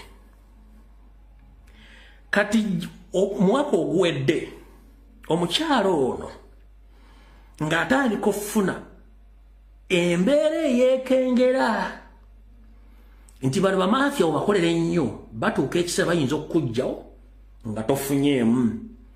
N'agamba ne Uganda egenda mu kulonda 2026. Lwaki siva mu kintu kino nenkivamu ng'obudde bukyali? Naye nkivuddemu ntya ng'omukyalo yeebuuza. Omukyalo okwebuuza ng'agezi amujja, agezi ng'amugamba nti funayo omuntu yenna adiringa mu Golodi. Mukolagane, either omuteeke mu business eyo, na ufunemu engeri gy'obbako portion yo, bw'omala ogibba, bagitunde serezo zibeere wantu wonna, gavumenti bw'egwa oba ekintu kino bwe kigwawo, kitegeeza oba tofiiriddwa ebbanga lyokoze, ate era oba okifuddemu bulungi nnyo. Kati mukyala Elizabeth Esther Steenkamp agenda mu business abatunda Golodi babyemanyi. Mukyala Esther nga abaako omumerika omugwa n'omumerika ono alimu olulasha bamuyita Vladimir Tuoshin ng'amukubira essimu nga mugambo waayo nina ddiiru wano tyeruwa omanyi ndiringa mu Golodi ABCD naye nze mpulira njagala nkikooye njala kukwatamu kyenkuttemu ebintu bino mbalekere kubanga ndabanga buyinza okyuka very soon saara kusigala mu kifo kino nga nkyakola bizinesi zino. ango America ono mulasha Vladimir ngamugamba nti nti agwe fune mali ojimpe nze njikutundire serezo ojazisangawo kati Esther kyatamanya nti bali bamubega Esther kyatamanya nti bali bamubega Esther bamala okukola deal n'omumeriko oyo mulasha deal almost yali ya mitwalo yali agenda kubba ko gold wa mitwalo 22.15 lafrendo za bwumbi ngalwenda ke kawumbi ke yali agenda ofuna mu gold yono owebwe yali ajje kunga portion ye oluvanyuma amalo okukiriziganya n'omumeriko oyo okubba okutwala okusala kakiti okubba ku kyali agenda okubba kagende akibasiro kye company munange nyane bamugamba nti omuntu adukanya business yo ayagala kubba golodi ali worth emitwalo 22.15 company agisure wagende era business era agikola no America kubaita Vladimir nenga mu America mulasha tumukoze tutya kubanga ono mulasha ye yamugamba ati nze mpa gold ngina muntu ndakatale ka America bisendezo ojazisa kwa account yo wa mu kifogundi serezo jingale ya mwesiga kumbe omukazi tiyamanya ati wala bambega munange omukazi ono nga state emwekyusiriza bwe mali mwekyusiriza ngemukwata bwe mali mukwata mujjukira mu October omwaka oguwedde bwe mwalaba mu New Vision nti waliwo omukazi gwe bakutte mu gold scam teyali gold scam bamukwata nga bamujja mu business omukyalo simanyi oberuzira gyali babamutta wano wolaba wano manze jara ko information nga nkwelako neki nga nkwelako ne evidence wano wolaba omukyalo no golaba gana amawulire eno New Vision sagala muntu akusiriwaze eyo New Vision ndozo kira bulungi New Vision ng'omukyalo bamututte ku kitebi ky'abambega akola statement nga bakugamba Kenyan National remanded in Uganda over gold scam. It wasn't a gold scam. You know, I know. Nga bamazo muvamu yo yao bamutute ku kitebi ky'abambega bamutaddeko emisango gya gold scam olwo bamujja mu business. Kati ngoyagala okutegeera information kuba saagala ogenda musajja twala information etaliko evidence ndozo kira bulungi nnyo. Kaka kutenale mabego kala bulungi nnyo. Ndozo gira bulungi nnyo statement.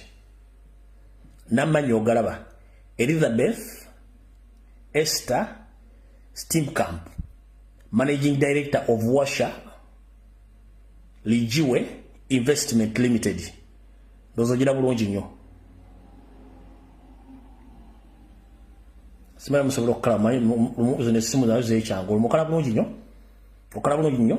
Nkwa information nga nkwelako n'obujulizi. Byo omukyala musango bamuvunaana. Mu gold scam kumbe bali bamujjamu. Za sente muzire bulungi nnyo.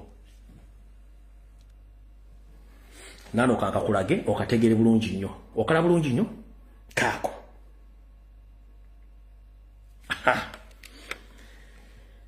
Omukyala wano mu kifaananyi kiri kyenkulaze yono wano yo yaawo mu kifaananyi ngali ku kitebe ky'aba embega kati wano yono wano mukazi wattu omulaba bulungi nnyo mudaaki naye ng'alimu luna Kenya obulaba bulungi nnyo kamale muno mukuterane mabega omwetegereze bulungi nnyo njala kuwa information nga nkwelako n'obujulizi omanye eggwanga lyaffe bano abasajja balituusiza luddawa yoyo neggwe ali ku New Vision bakuwandikira katono nti bamukutte mu gold scam state yennyini yali emujjamu state kennyini yali emujjamu naye ng'ate abadde addukanya bizinensi za Salimu Sale naani ne First Family kati wulira kamalo obbaabya mutegere bulungi nnyo bwamala mukwata nga bamusindika luzira simanyi oba gyali oba yafa nja kwongera okufuna more information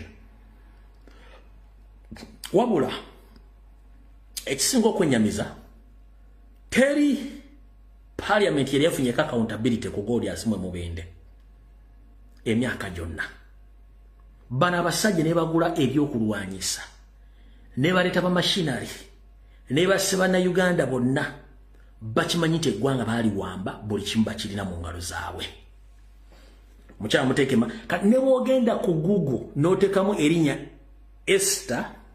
Elizabeth Esther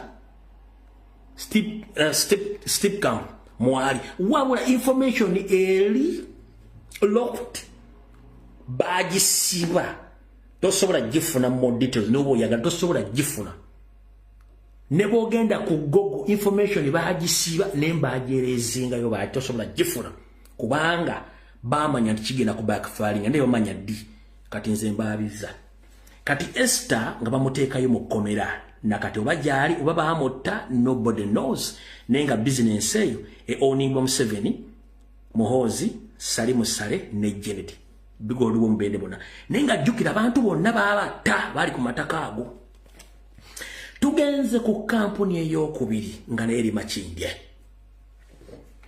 kampuni ey'okubiri ngeri Makindye ne ku Google teriiko ne ku Google teriiko kampuni ey'okubiri bagiyita Prime Gold Exporters naye eri Makindye oba eri located Makindye eri ku ploti 259 Lukuli Upper Konge temukyusadula esimbwa mmwe nchiddamu eno second company naye tunda gold waffe bagita Prime Gold Exporters located at plot 259 Lukuli Upper Konge office weziri bwensoma plot number ne address kitegeeza nti eno company weri era still Museveni Muhoozi Janet Salimu Sale bananyiri company eno kati company eno Golodi wayo asinga obungi ebitundu kinana ku buli 10 ava Kongo yoli gye batwala abana bafokulwana entalo ne M23 then 20% abafise mubende yajuliza 100% ono company gwe exporting eri gye bayita Prime Gold Exporters eno etamanyikiddwako kyova nti abana afe batire Kongo teryanyega M23 operating teryanyega kubanga eno go company nayo jeri kati mune company eno naye kwekedda nyo teri muntu ayakusobola jimanya okujja ko wano Columbia Broadcasting Service era nayo yefulumya golodi waffe ne mutwala ko world market on black ku black market ne batunda millions and billions of money ezitibwamu abantu bana Uganda n'abala ne bafa kati yensonga lwaki nti baganye omuntu yenna atali wa government yawe kutwala bukulembezebwa Makindye olw'ensonga they are protecting their games and businesses nga tebagala muntu yenna kumanya company zino zoperatinga zitya era ani abadde nannyinizo era lwaki ziri Makindye kati nze mbyabiza kyemwadde mukweka mwakifunyemu kyemwadde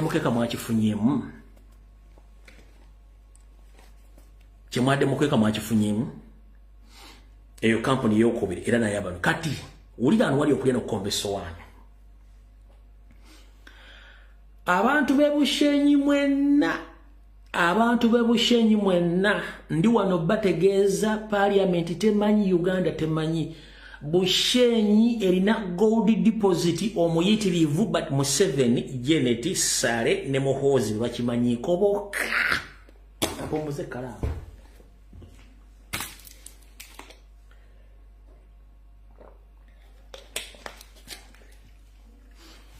abantu b'Ebushenyi mwe muddako land grabbing demolitions kidnaps killings Bushenyi Museveni Janet Muhoozi Sale bebamanyi ekiri Bushenyi mu nsozi n'amataka bwe mutajjako Museveni next week on Thursday ali ya February oba January nga ali ya February ba March ngamaze okulayira Bushenyi wagenda kuba ekitta bantu ekitwala amataka n'ekisengula abantu kubanga already this is in pipeline Bushenyi yensonga lwaki mu Uganda yonna gye basindise ennyonyi z'amaggi okutiisatiisa abantu kuba nga bakimanyi next target ewali gold kati abantu b'Ebushenyi mwenna baliyo mwe next target yaki ya First Family kubanga mutudde ku gold go mutamanyi bungi bino byonna byazulwa ba archaeologists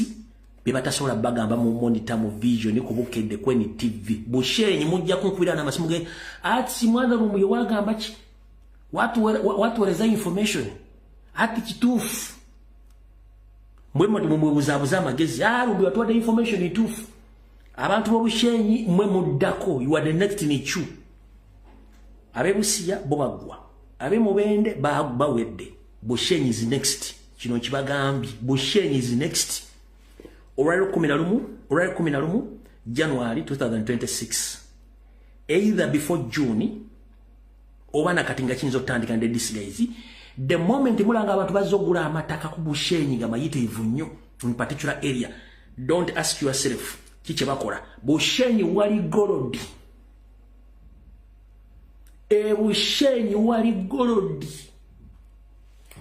aya bas so mbategezeza abantu Bushenyi next year Chovola Museveni tagenda kukiriza opposition yenna kabere wanopo kabe wani kubera Bushenyi lwaki bamanyi nti aba opposition mumanyi okufunga ne mmanya ebyama bagenda ku making sure nteri wa opposition yenna afuna kifo Bushenyi kubanga bagenda ku land grabbing forceful evacuations okubatiisa nenga bagendo bagula ka mataka manji nnyo ku kifuba so Bushenyi mubere nga muri aware about that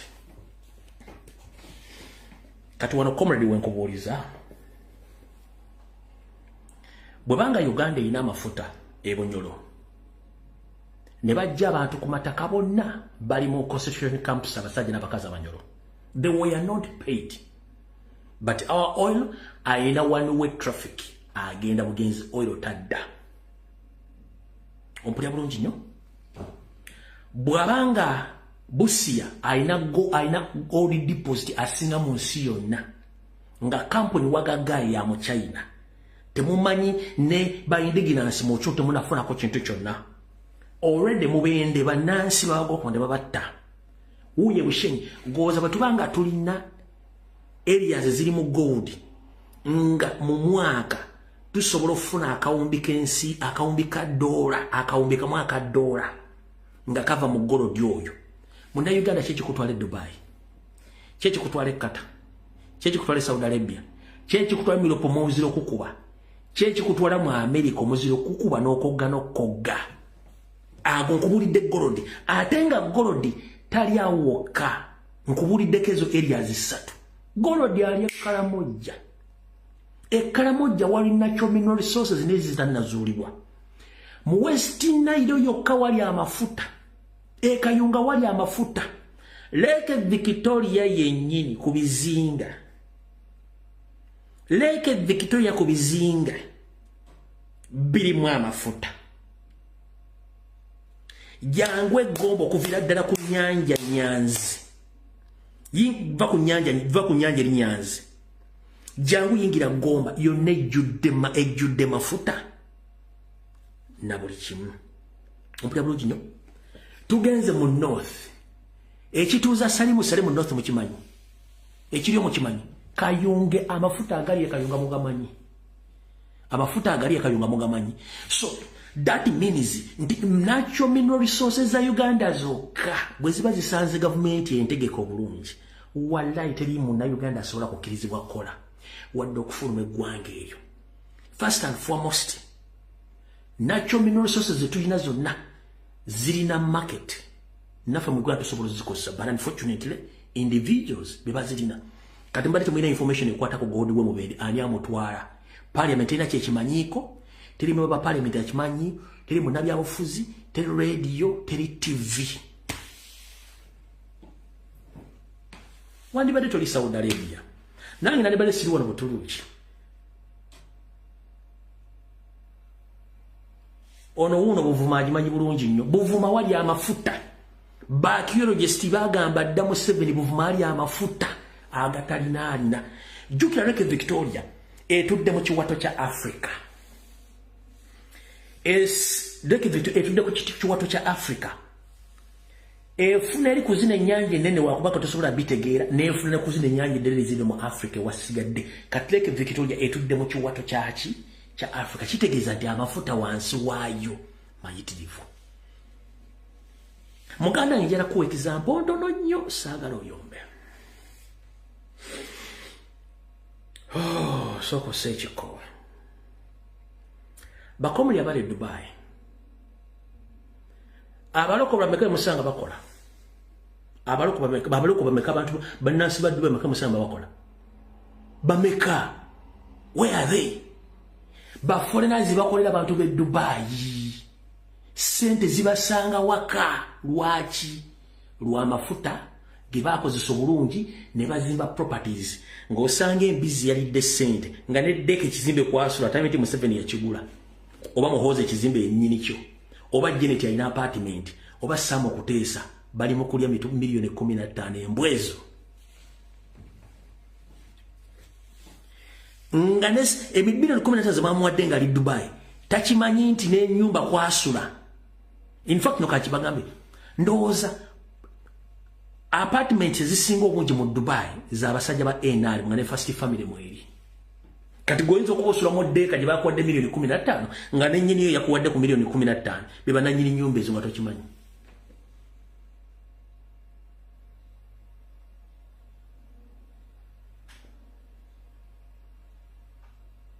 Abaloko b'ekyo abatuuze b'ensi ya United Arab Emirates abasinga obungi tebakola. Sente zivaawa ziva mu tourism ziva mu oil n'ebintu ebirala. Ne Uganda ensennene esinga ne Dubai tulina buli kimu ngera ogenda okukola singa byali bitogeddwa buli singa ogenda okukola. Soka weebuuze lwaki Ssekabaka Muteesa teyasima bintu ebyo, lwaki Obote teyasima bintu ebyo, lwaki Amin teyasima bintu ebyo, lwaki bano bonna balutwala tebasima bintu ebyo. Museveni olw'ensonga nti yali mbega yasooka n'abimanya n'asirika kati kyali mukola ate tabiyambisiza mu bulungi abibba bubbi. Yensonga lwaki baga they are protecting their gains. Ogenda sanga ekisa nga kika ne Saudi Arabia yali yabanaku wali abavu mukulu mbwe Dubai wali abanaku nnyoko nga ddiro wayo sanzeeyo.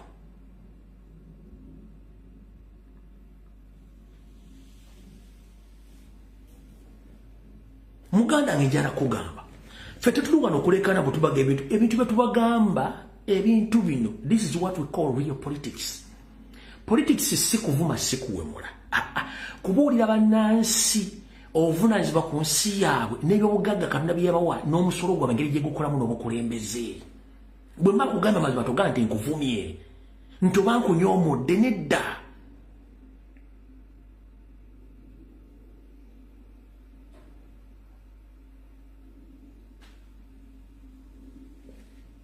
Simba sikuvumye mba nkubulidde kituufu.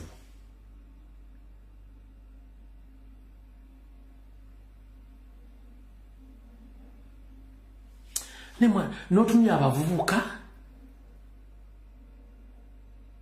ng'obadde olowooza ategeera abeera mu kamera n'ayogera eventually n'akyusa omutwe aziifu nti kulike lwakozesa kati gwanjawulo ku guli n'omubuuza otegeera otya olunaku ki naye n'omuleka olw'ensonga tulina ekizibu. Background z'abantu amu betula ku social media background ezo tezaabasomesa kubatereeza bana ku mitima nabagamba omuntu nga munaku mu mutima ate nga talomererwa muzibu wa kwefuga na kufuga. N'omuntu atali mugagga mu mutima n'akantu akatunoka mu kyusa obwongo n'akantu akatunoka mu kyusa obwongo. So bannayuganda njala bagamba ekigambo kimu buli alumirirwa ensi yo situka totambule tobaako gw'otya agenze aba agenze no last chance tetulina mulundi gusigaddeyo nga guno kukyusa ggwanga eryo.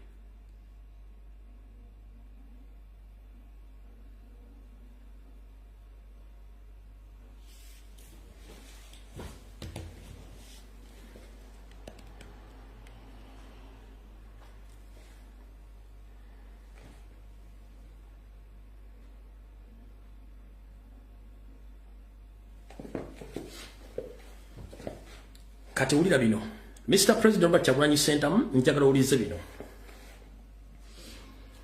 oluvannyuma lw'ebbanga eri information ya gold yewedde njitadde njivuddeko maze okubaabya kati muwulirize bino oluvannyuma lw'ebbanga eddene abantu b'Nakaseke n'abakulembeze nga bali mu kwemulugunya ku butya Electoral Commission ng'ekolagana ne General Salim Saleh gyekozeemu ebintu n'okuteeka ebyokulonda mu ngeri etali mmenya amateeka.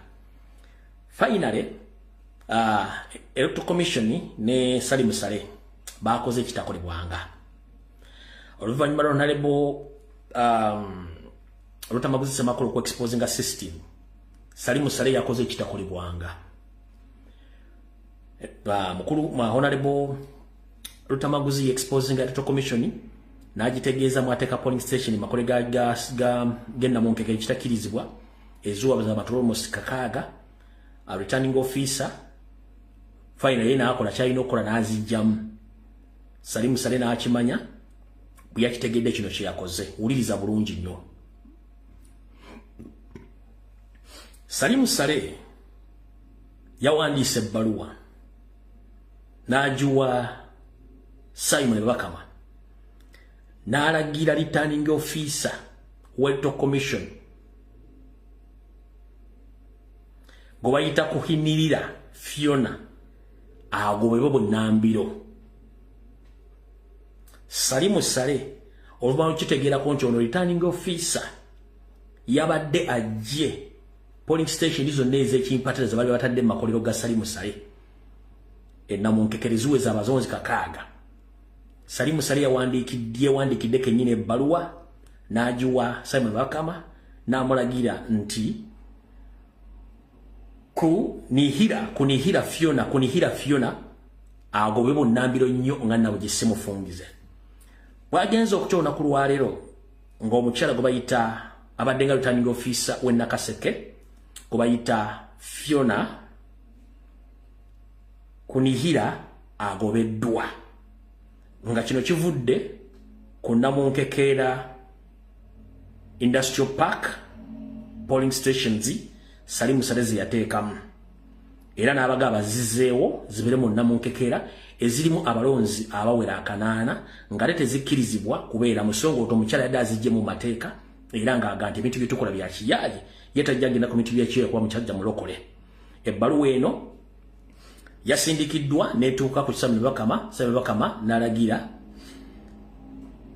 bagoba omukyala oyo era ebbaluwa eno yatwaliddwa omusajja gwe bayita Sengonzi Damolira Edward. Ono yakolanga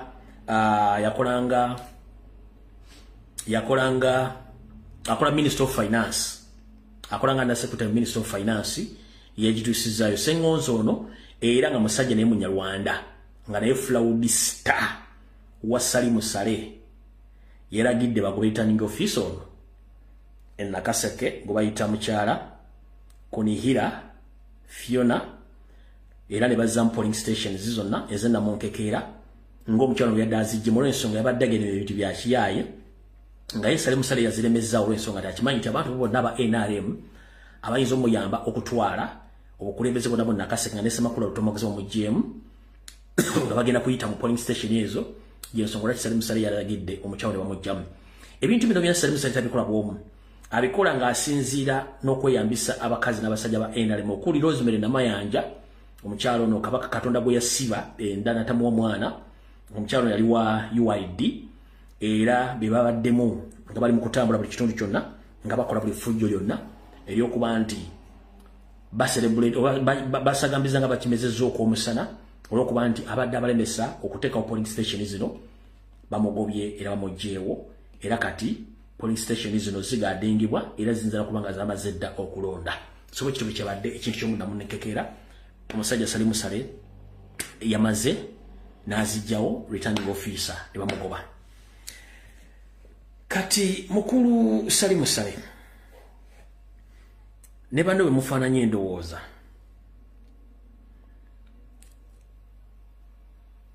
nze ndowooza eggwanga muliteeka mu direction gye mutaasobole kulimanagingamu. Lwaki? Ebiseera bisinga tuga nti enswa bw'ekyusa amaaso wattu nga n'envubu ogikyusa. Tuli mu modern society whereby nti tukyuka n'embeera eriwo. Yes, tukiriza nti mwalwana era mwafuna gains naye muntu yandikubuuza Salim Saleh mwagenda musika okulwana mwali banna Uganda ati nedda Ekyokubi mwawandikawo endagaano bannayuganda nti mugende mu nsiko mwagenda kulwammwe era bimwagenda okukimwa bifuna mu lutalo lw'ekiyeekero lwakinaana tekuli munyalwanda yafa tekuli muntu wamwe yafa abantu abafiira ne batwalako amataka by the way nakyenjagala musooke muteekeko nnyo essira ng'ogyeko okuba nti Namunkekera is an industrial park Salim Saleh yatola but something is hidden in Namunkekera Kapeeka waliwo ekintu kye batatubuulira bulungi nnyo ekiri mu Kapeeka Namunkekera Nakaseke manyi nti ne bageologist bonna bageologist batekubanga balina ekintu kye banoonyereza ng'ettaka eryo Salimu Saleh buli we yeesimba n'ateekawo ekintu kyonna ng'alemeddewo wansi w'ettaka eri wabeerawo ekintu ekinene kye batasobola bagamba Nakaseke Kapeeka Luweero wateeka okubanga waliwo ebintu bye tutamanyi bannansi nga bya muwendo nnyo yensonga lwaki tebasobola kugamba emikwesese gye baasima okuva e Kaluma okwetoloola Uganda yonna gitwala giyingiza kiki kye bakolerayo twandibanga tuli waggulu tuli mu bendova tuli mu kunywa mwenge nga abasajja bali mu kusima eggwanga ebigaga byonna babimalawo nga ffe tetumanyi ekyo nkijja mu mutwe gwange ekyo nkijja mu mutwe gwange egyo emikwesese gye baasima okuva e Kaluma ddaamu mwana gye balaga wano ffe tuyinza okuba tuli ku ngulukutu batuteza abawala abanyarwanda simanyi mu best hotel babateze ebbala ez'ebbeeyi buli video sha social media bakazi beeyambula tulina ebizezengere by'abaana ebitategereerako ddala babiwa omutwalo babiwa 15,000 nebiteeka mu ghetto structure bitegeera ggwanga kikiririna ng'ebisajja biri wansi biri mu kututwala buli maali yonna nga tuli tuli mu kuzezengera wallahi kino kinzijidde Salimu Saleh buli waateeka omumwa bwati bw'ebbala wansi w'ettaka wateeka okubanga waliyo ebintu bye tutamanyi kino mukijje ku nze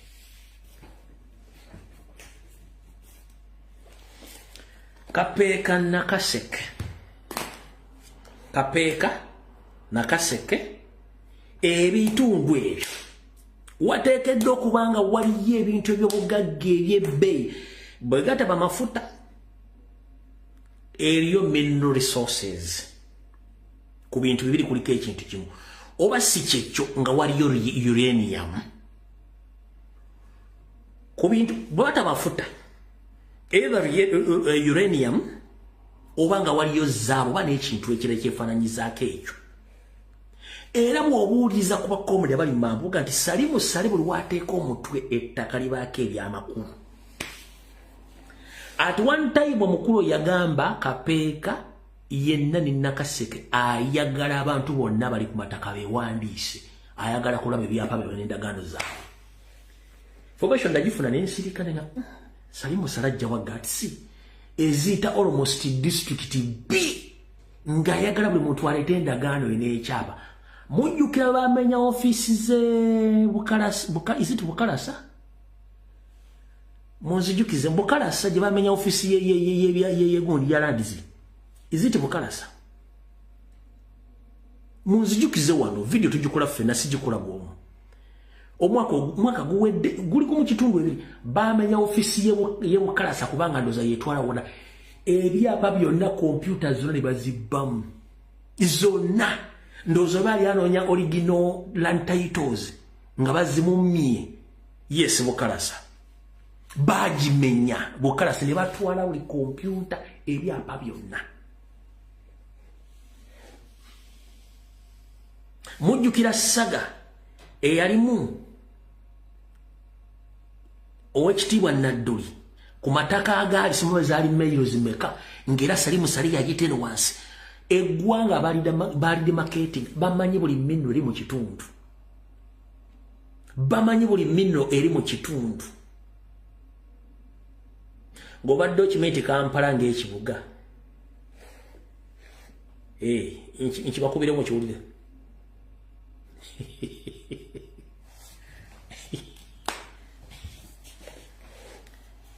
nkibakubire mu kiwulire nkibakubire mu kiwulire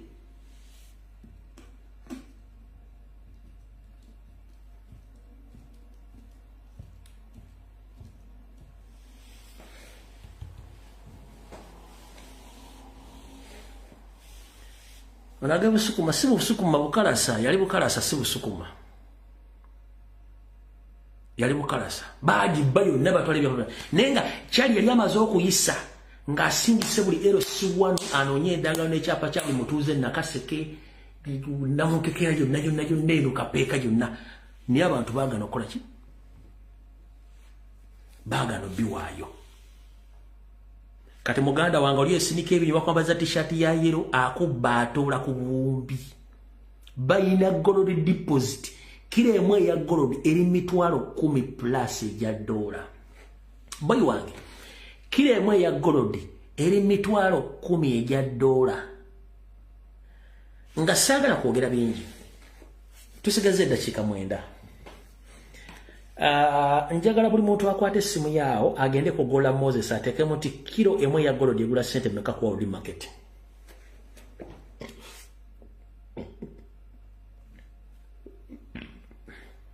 Sorry.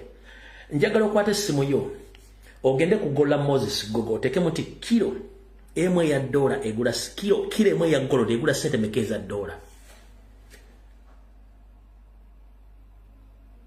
Jiteke mwa tuine dakika ntono nyo tusigaze dakika 9 yangu wa typinga. How much is a kilo of gold on World Market currently? The current price of gold, how much the current price of 1 kilogram of gold. Jiteke mwa uziwandike wana yangu wa tuino budde butono. Yangu wa oyine simu yangu wa njala boa jaba information again mitwalo mwana zino euro $. Euro mitwalo mwana mukakaga zino euro si $. Twagala $, bannayuganda bategera $, yote tuzitegeera kile emwe ya gold egula sente meka ku World Market tesuka mitwalo 10 okudda waggulu.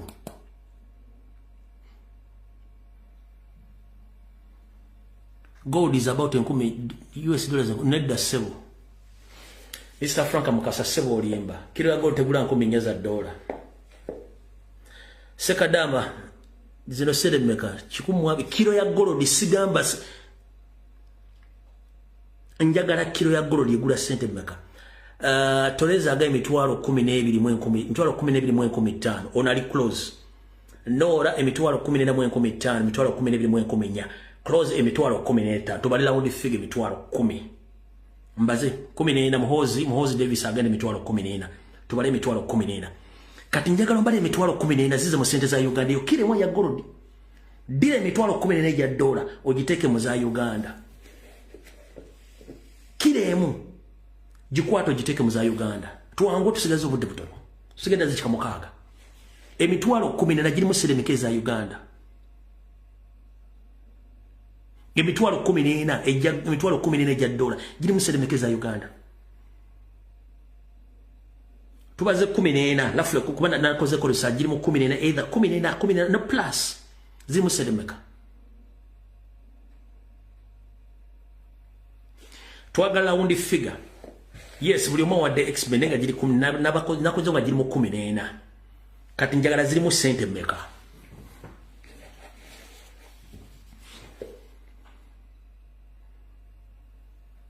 Tubazela undi figure. Njagala muzi converting muzize mu za Uganda figure jiwandike wao. Semakula Charisi bijamiza milioni meka milioni 5 milioni 5 milioni 5 mu 2 milioni seremekezo.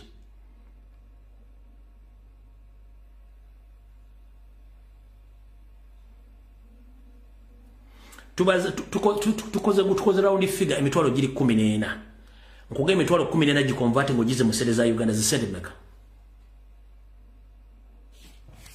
Iro achine menya namwe.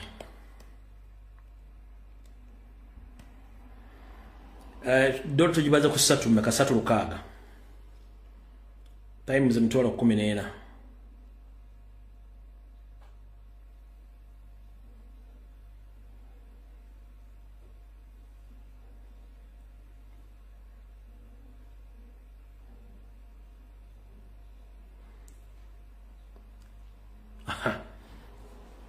There's a sentence of 5044. There's a sentence of 5044.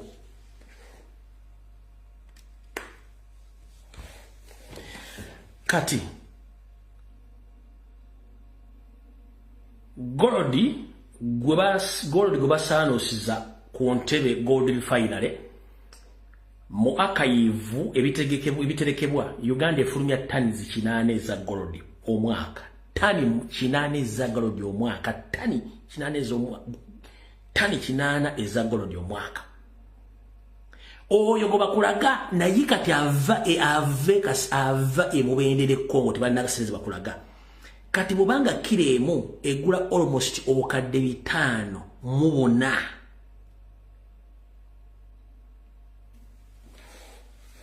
Converting amotani 8 ze batugamba ze bafulumya omwaka.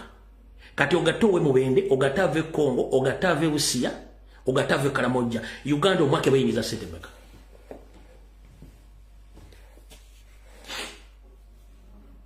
Eyo kireji emwe ya gold kabaka kabiranga omukono gwe guno gwe guti kabaka biranga netufulumya tani 8 yale. Wale ulideko mu parliament nga Minister Simon Minister byabakama Minister of Finance Matia Kashaija, yes. Ngazira gato mago Uganda tuze gold sente bweziti.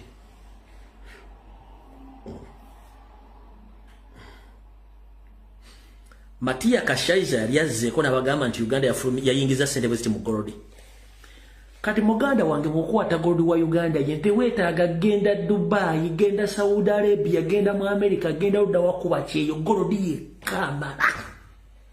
Okuzimba eggwanga, okusasula sente zitubanjibwa, buli kimu kyonna, enguudo nga ziri clear, amasomero gali clear, ofuna omusaala ogw'okola batokola, emmere weeri buli kimu kitambula, nga totaddeeko mafuta gali bunyolo.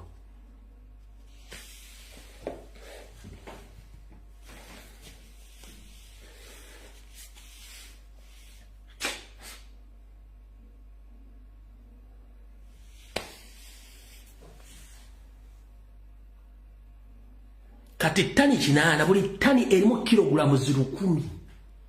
Buli tani erimu kilogulamu 10,000. Kati Uganda befulumya tani 8 omwaka nga kile emu eri ku nusu emitwalo 10 ya dola. Bwe bukadde almost obukadde nga bubaga bukadde nga 5. Sibo kiri nti ye kilo 10 ze sente meka. Tani eva mu sente meka. Kati modda omusindika ebinyo bakuwadde milioni 15 sindika ebinyo enale mwelewo ya protect ya ekikusuza mu bed space ekyakulinyisa ennyonyi kubanga tewasobola kumanya bwega buli munsi yona kubwogerako.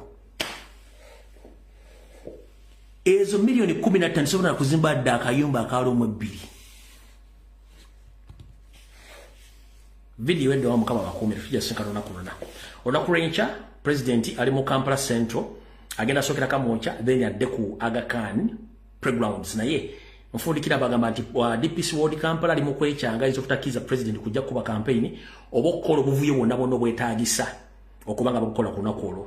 So mukuru Arnold Dani Sempogo tobala muganda wanga je bantu jabba sule ddalu bana Uganda tebategerera ko ddala iranzi nawo munna besonyiwa bana Uganda bo bebeera ko yinzo gwe ddalu naba munna besonyiwa nzi nabeso era bokisanga kiwobutwa munna Uganda bomusanga tategira muwobutwa omanyento yavuddewo kubanga Ghana yo musajja gwata Gerolings yamanya nti waliwo empuuta nyingi mu Ghana nazikwata nasiba nasala emwemu Ghana kwe kutegeera nafu mu Uganda kyeyita okwata empuuta n'ozijjawo zonna nosobola kufuna generation etegeera mukaba bakumira video wedde